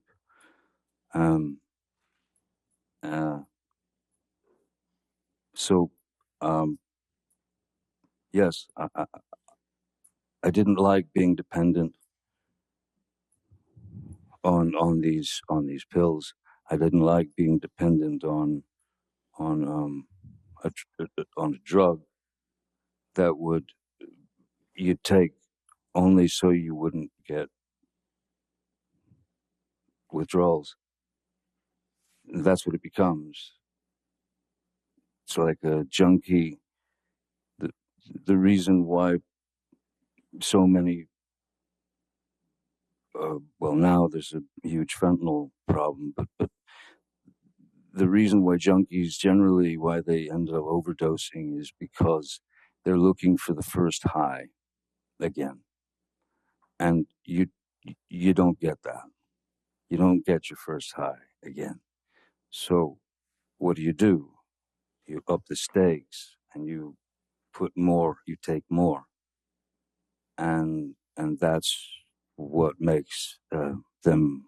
That's what makes things go dark for them, because they overestimated the amount that their body could tolerate, and they go blue and they die. So, yeah, didn't want that. Mr. Depp, do you have an estimate as to what year you started taking the opiates that you just described? When 2000, or excuse me, it was Pirates. Bless you. 4, I believe. Pirates 4. No, it was Pirates 4. Rob Marshall directed it. I don't know what year that was. Maybe. I actually don't. I have no idea what year that was. Was it before you were in a relationship with Miss Heard? Yes. I believe so. And you didn't detox, and you detoxed from those opiates during your relationship with Miss Heard. Is that right? Yes. Yeah, so of course, yes. So they must have, yeah, they did come around prior to my meeting Miss Heard. After you detoxed from the opiates, have you ever taken any opiates ever again? No, I can't. That's no. Once you've been bit, you'll be bit again. So no, with any, I mean, even with my finger, I think that it was like Motrin 800, but no opiates. No, I have not taken an opiate since, and I won't unless I plan on going through the hell of the pure horror of detoxing, of coming off those drugs. No. Mr. Depp, I'd like to now turn to your relationship with Miss Heard. Can you please tell the jury how you met Miss Heard? Mm-hmm. 2000, in around 2008, Hunter Thompson and I were going through some of his manuscripts of his books that have been published, and then I found this manuscript in one of his boxes, and it was called The Rum Diary, and I had heard about it, and I knew it was what they called his long lost novel. In fact, the only novel he ever wrote. And I showed it to him, and Hunter was shocked. Oh my God, that's where it is, And so he said, "Read me some." So I started reading this to him, and he said, "This is a movie. We must produce this together." And he got all excited about the idea of doing that. So we went right into it, and we started to set up meetings to get money, financing to develop the project, and we finally ended up getting the money to develop the project and to make the film. Hunter, um, from his own dilemmas in his life, uh, committed suicide, and but having had long talks with him, I knew every angle of the book, but I knew every angle of the film that he wanted, which was going to be a bit different than the book. And Bruce Robinson, who was a great writer director, directed a film called With Nail and I, How to Get Ahead in Advertising, was the one director that Hunter and I talked about. And so I went to Bruce, who was a friend of mine, and I ripped him out of retirement because he never wanted to direct another film again. I pulled him out of retirement after 27 years, and he agreed to write the screenplay and direct the film. And we proceeded.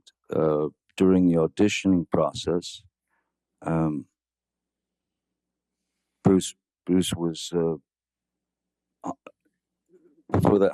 Hunter had very specific ideas of what these characters should be. Bruce had been auditioning girls or women for the role of Chenault in the film, and there were this sort of this starlets that were up and coming, and or there were some that were well known and things of that nature. But you know, one of the things that Hunter was very against was stunt casting. That is to say, put a bunch of very famous people in a movie and we'll let them go, and then hope for the money in the end. So Bruce had asked me. He said he had been auditioning uh, this one particular actress named Amber Heard. He said that he'd auditioned her 5 times, and he wasn't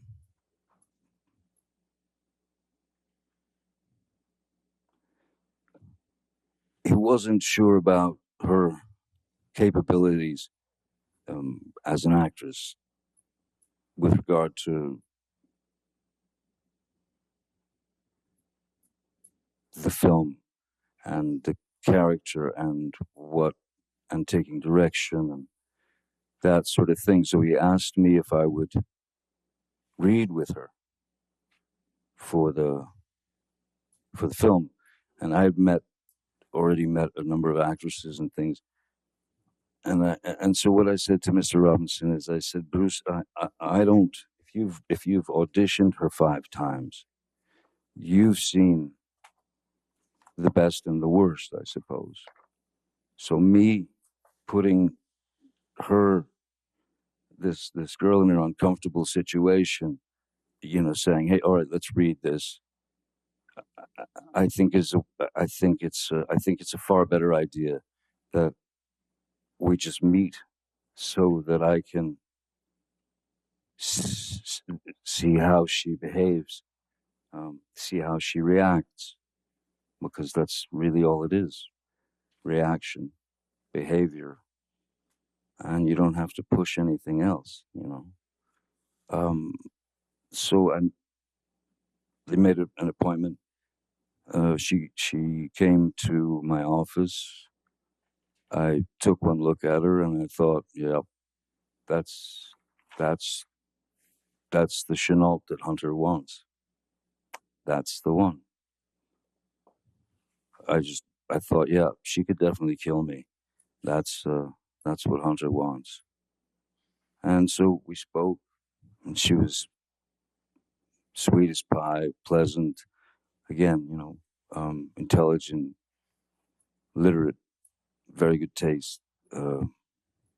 Um, and I felt like if she, what I felt and what I told Bruce was, look, when you put someone in a situation that they're obviously going to feel under pressure, um, it's not the best way to really know what they're capable of. And I made suggestions such as, and which I ended up making to Ms. Heard.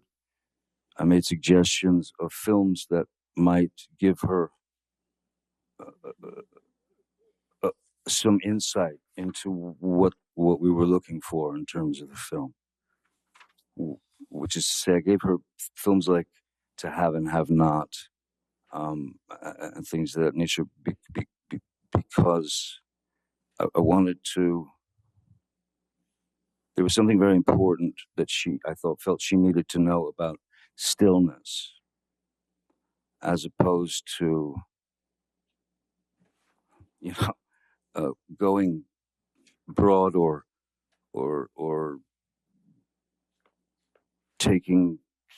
acting a little too much. So I felt like I could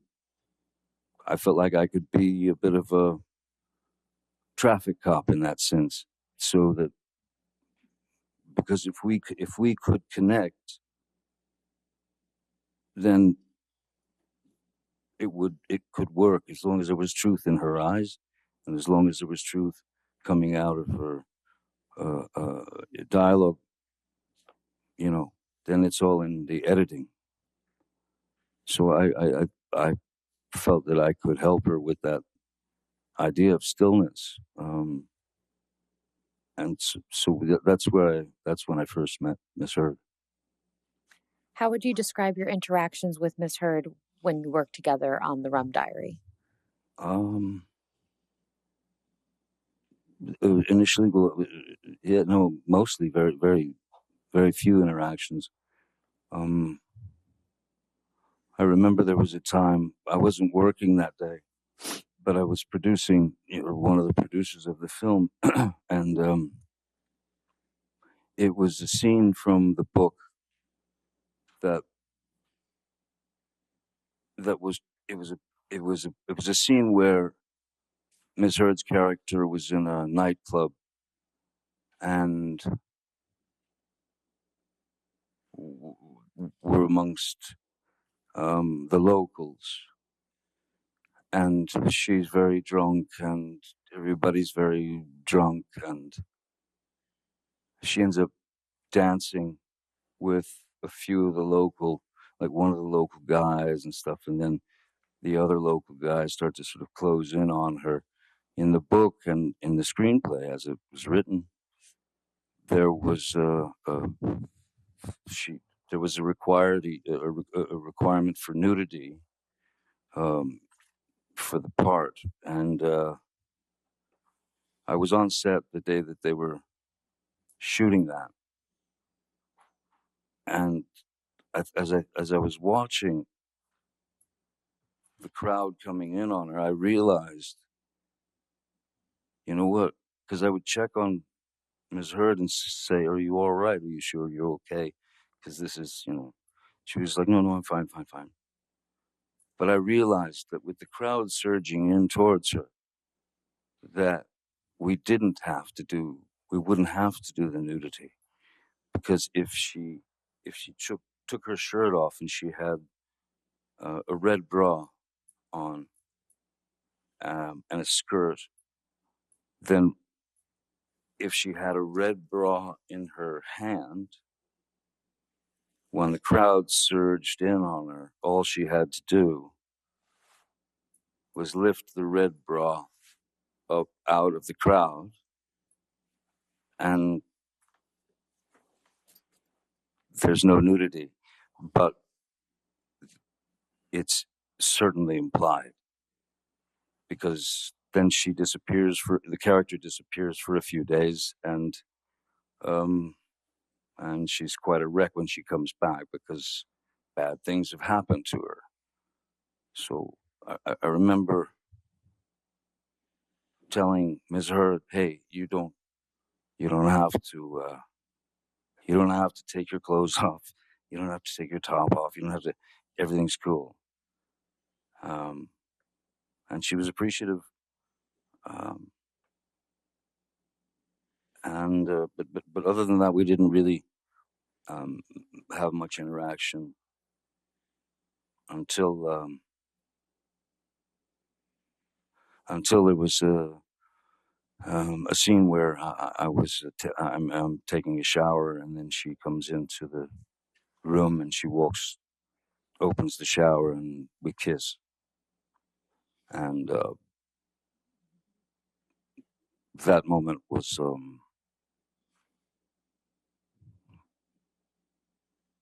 it was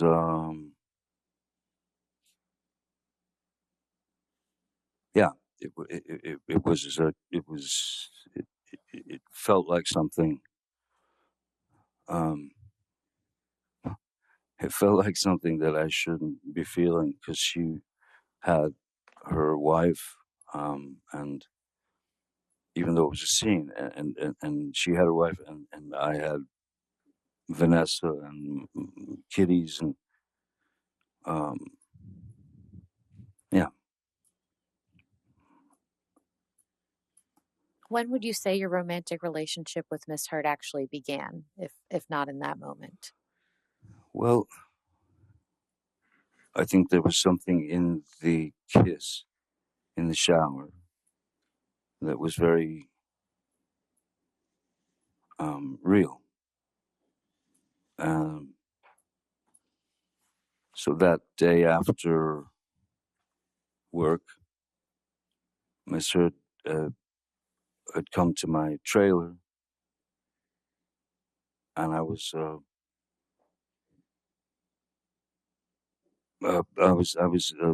just sitting there listening to actually old blues stuff, and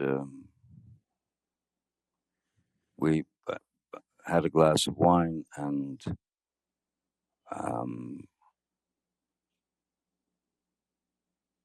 and and we kissed. Um, and at that point, my trailer was the only trailer in the parking lot. Um, she had a mind to stay in the trailer there for a while with me, and I didn't think that was a very good idea on any level, especially since there were about 9 Teamsters waiting to move the trailer. Um, and then that was that until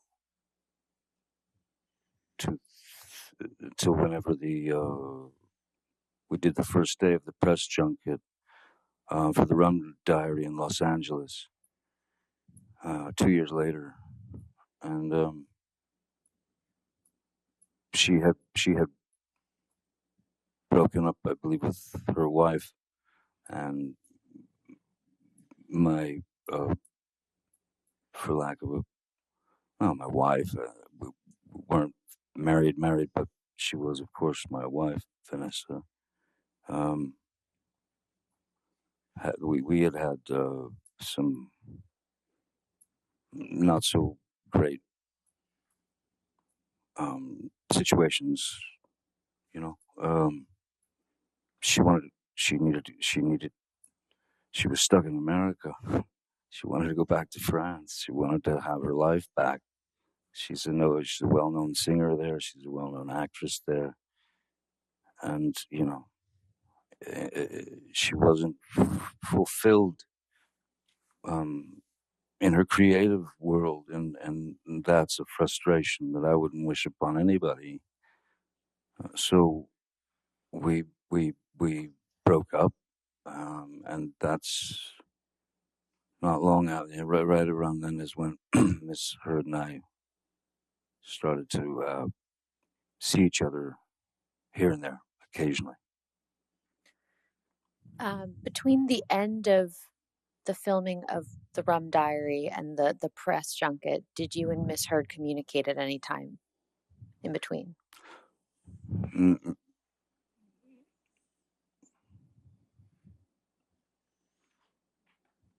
I don't remember. I remember that there was a white dress that she really was infatuated with, that she really loved this dress that she wore in the film. And so I went to Colleen Atwood, the costume designer, and to Bruce, and I said, do you think we can snag this white dress and send it to Amber, after she'd wrapped, because she loved the thing. Um,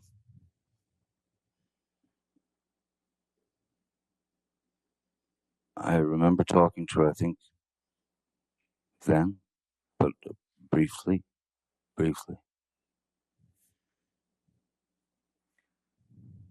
What did you like about Miss Heard when you first started your romantic relationship? She seemed to be she seemed to be the um, she seemed to be the perfect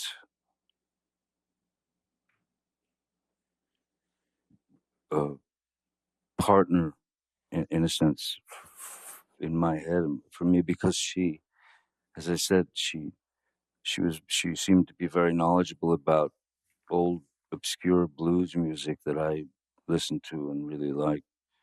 Um, she was literate. She was uh, sweet, funny, nice, all those things, you know. And she was, and from the beginning of our relationship at that time, for a good year and a half, she was wonderful. And then things just started to uh, change, or things started to reveal themselves. That's, I think, is a better way to put it. You mentioned earlier in your testimony that Miss Heard would take off your boots when you would get home from work. What other types of behaviors did you observe in Miss Heard early in the relationship? Um,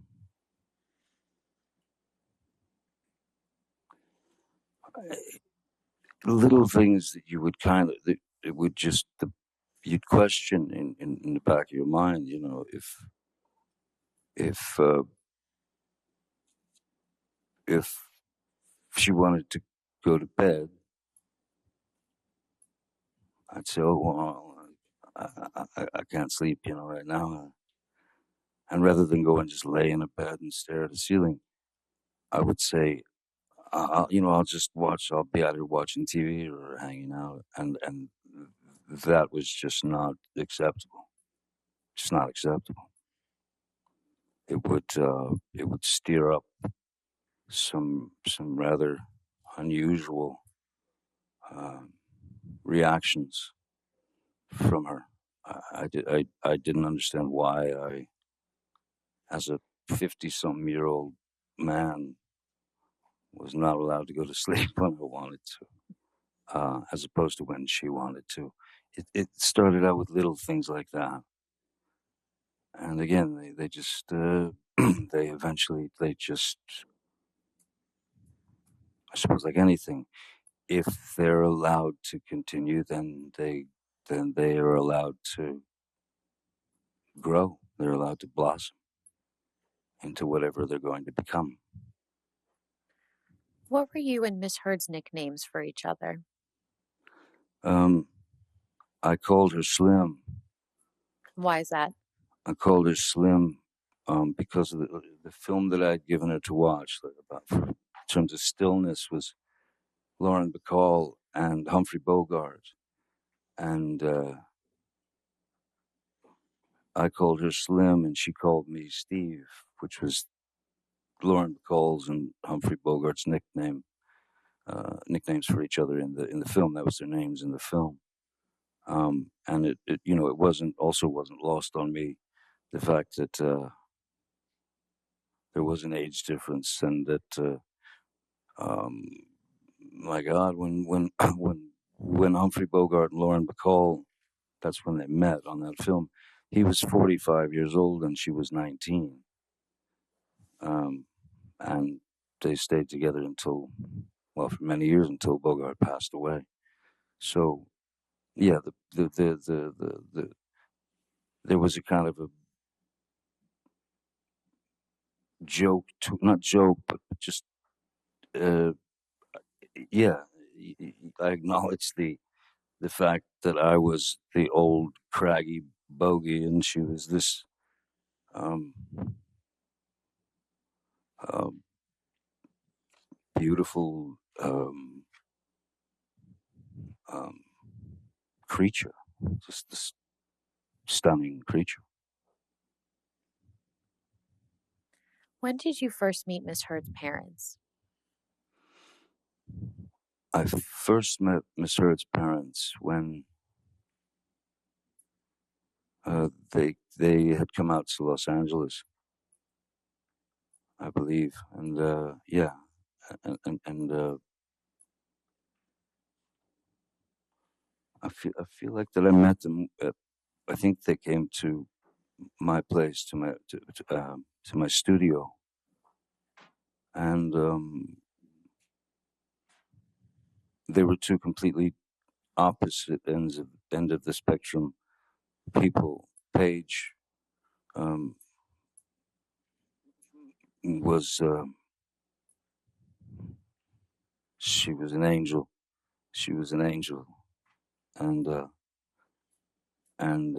I loved her very much. I loved her instantly, and we had a very good relationship. Her father, David, was the opposite end of that. He was this outrageous kind of, almost like a cartoon cowboy, you know. And he was the initial thought. I mean, my initial kind of definition for David would have been rascally, like a rascal, you know. Um, but I I loved. I mean, I grew to love them both very much, as well as uh, her sister Whitney, and yes, it felt like I had been welcomed into some sort of family. I had been accepted into this family, and those relationships stayed solid until just a bit after we'd separated.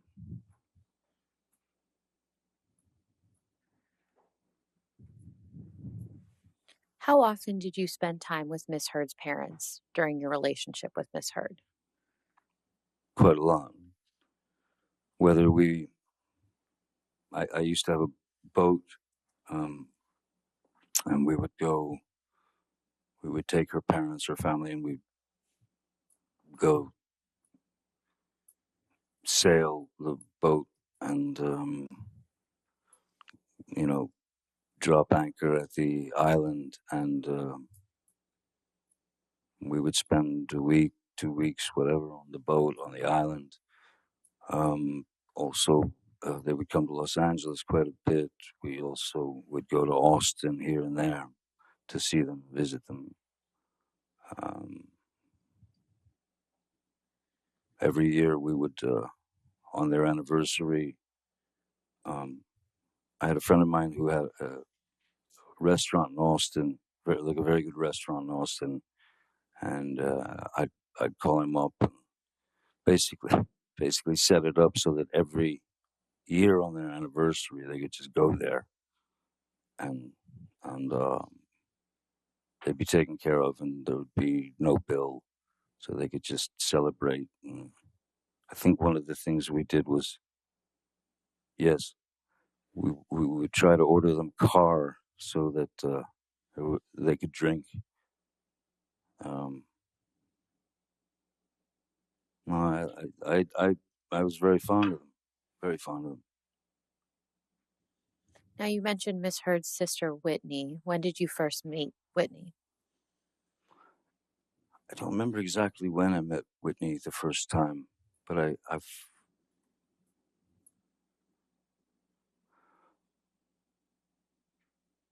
I felt when I first met Whitney, there was something in what I saw of Whitney that was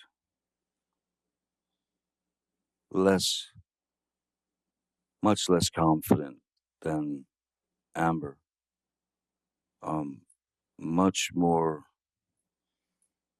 um, revealing of insecurities, Um, uh, Objection, Your Honor. Just foundation.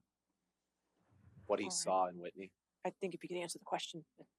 You want to ask the question again? That's fine. We can move on. Okay, that's fine.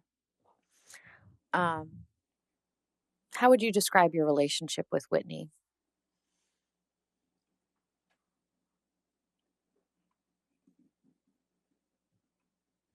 great. I mean, fantastic. I called her sis. I loved her, I had always felt something. I'd always felt like Whitney had missed out on something. Same objection. All right. We can move on. Okay, thanks. Where was Whitney living when you and Miss Heard first started your relationship? She was living with her then boyfriend, Sean Krajewski. Was this in the same? Where was Miss Heard living when you first started your relationship? Miss Heard had informed me that she just moved to a new place on Orange Avenue. What city is that in? Los Angeles, sorry, yeah. And was Whitney also living in Los Angeles? Whitney was living in Los Angeles, yes, with Sean Krajewski and yeah. So how often would you see Whitney when you and Miss Heard were in a relationship? Oh, a lot. Whitney would come over all the time with her boyfriend for dinners and such. Miss Heard always liked having people over, for dinner parties and social kind of events at her place. Have you ever done any drugs with Whitney? Yes, How often would you do that? with Whitney. Yes, with Whitney. Maybe three times, maybe twice, 3 times.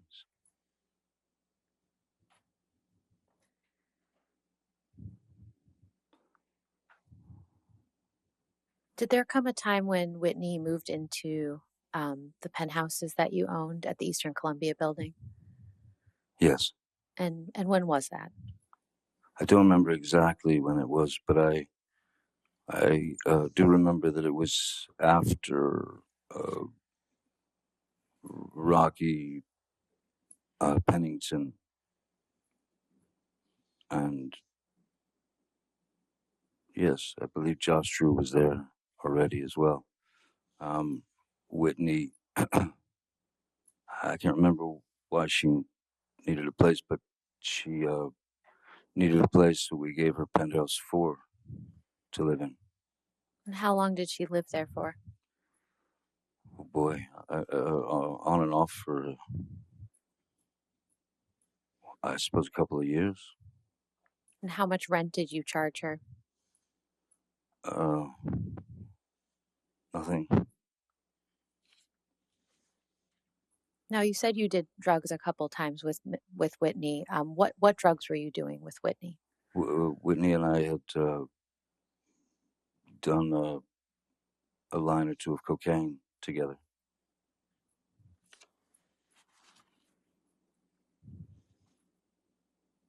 When did you start getting introduced to Miss Heard's friends after you started your relationship with her? Almost immediately. Well, in fact, immediately, yeah. Immediately. I was introduced to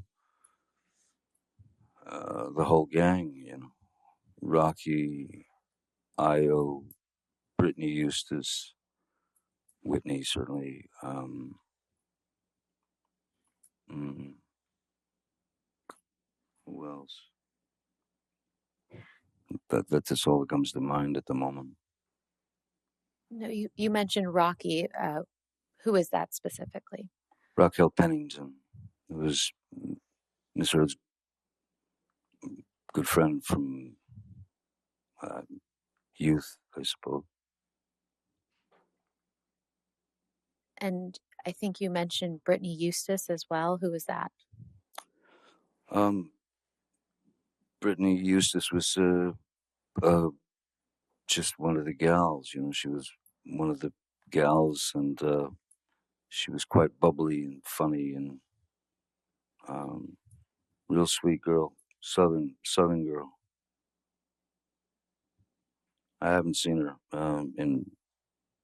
I think that something went sideways between Brittany Eustace and the girls because she suddenly just disappeared from the group.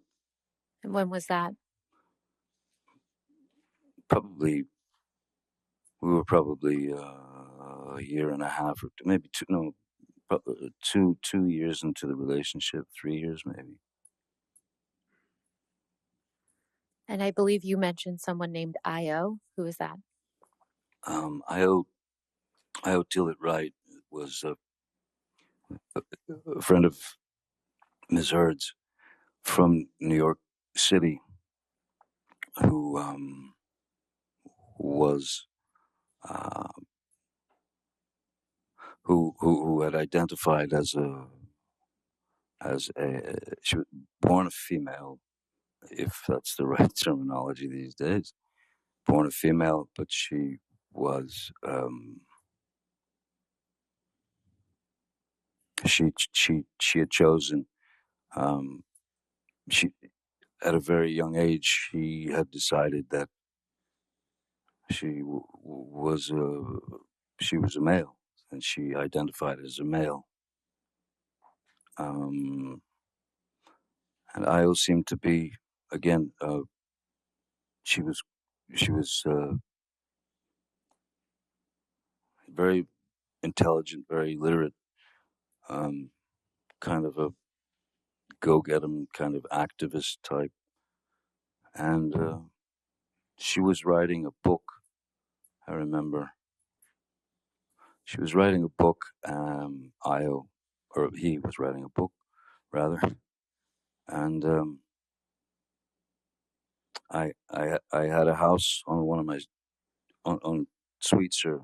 One of the houses there was empty, and it was in fact a house that I'd set up to write in. And when she had no place uh, to stay or go, whatever, I called her over and I showed her the house, you know, where the desk was and all the things, and so I said, write your book, you know, write your book here. So she did.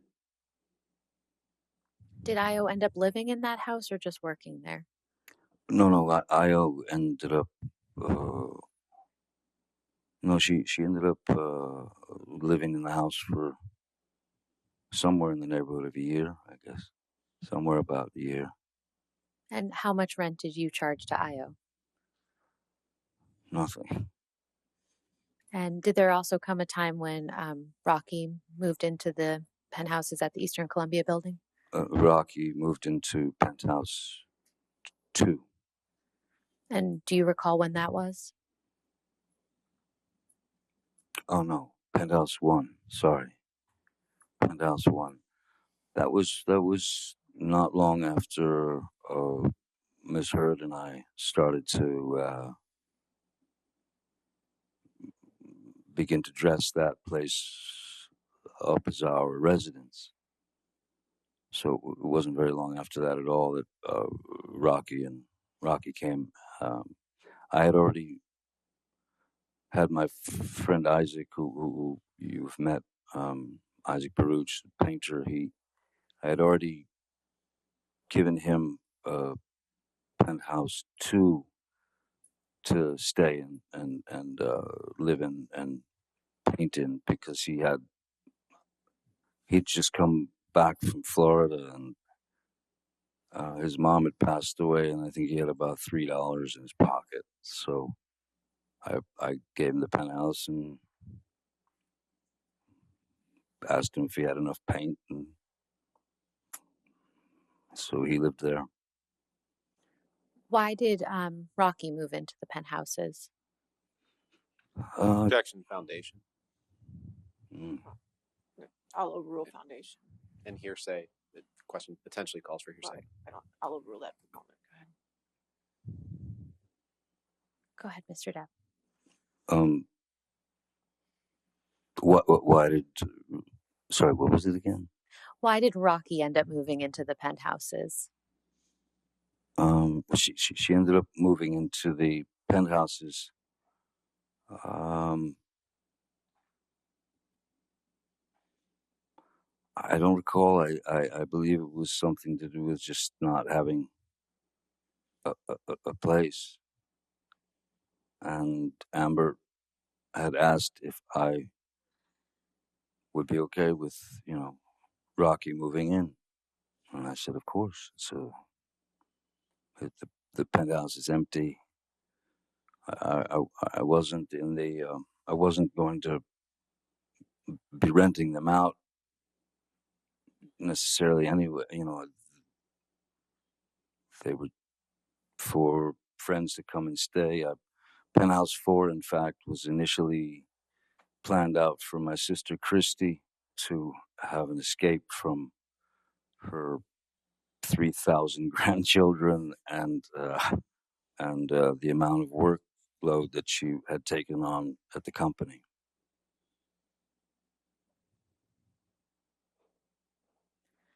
How long did Miss Pennington end up staying in the penthouses? Longer than I did. And how much rent did you charge to Miss Pennington? Nothing. Did anyone live with Miss Pennington in the penthouses? Yes, her fiance or boyfriend, then fiance Josh Drew. And then at a certain point, I learned that there was another female living there who I wasn't sure who that was. I didn't know who that was. There were 2 bedrooms, and so she had invited a friend to move in. But I met that person very briefly a while after they'd already been living there. Already had a good breaking point. I think just wanna this is a make sure. good stopping point. That's fine. All right, ladies and gentlemen, it is 5 o'clock, so we'll go ahead and break for the evening. Again, did not discuss the case with anybody and don't do any outside research, okay? And we'll see you in the morning at 10 a.m. All right, thank you. You're excused for the day. Thank you.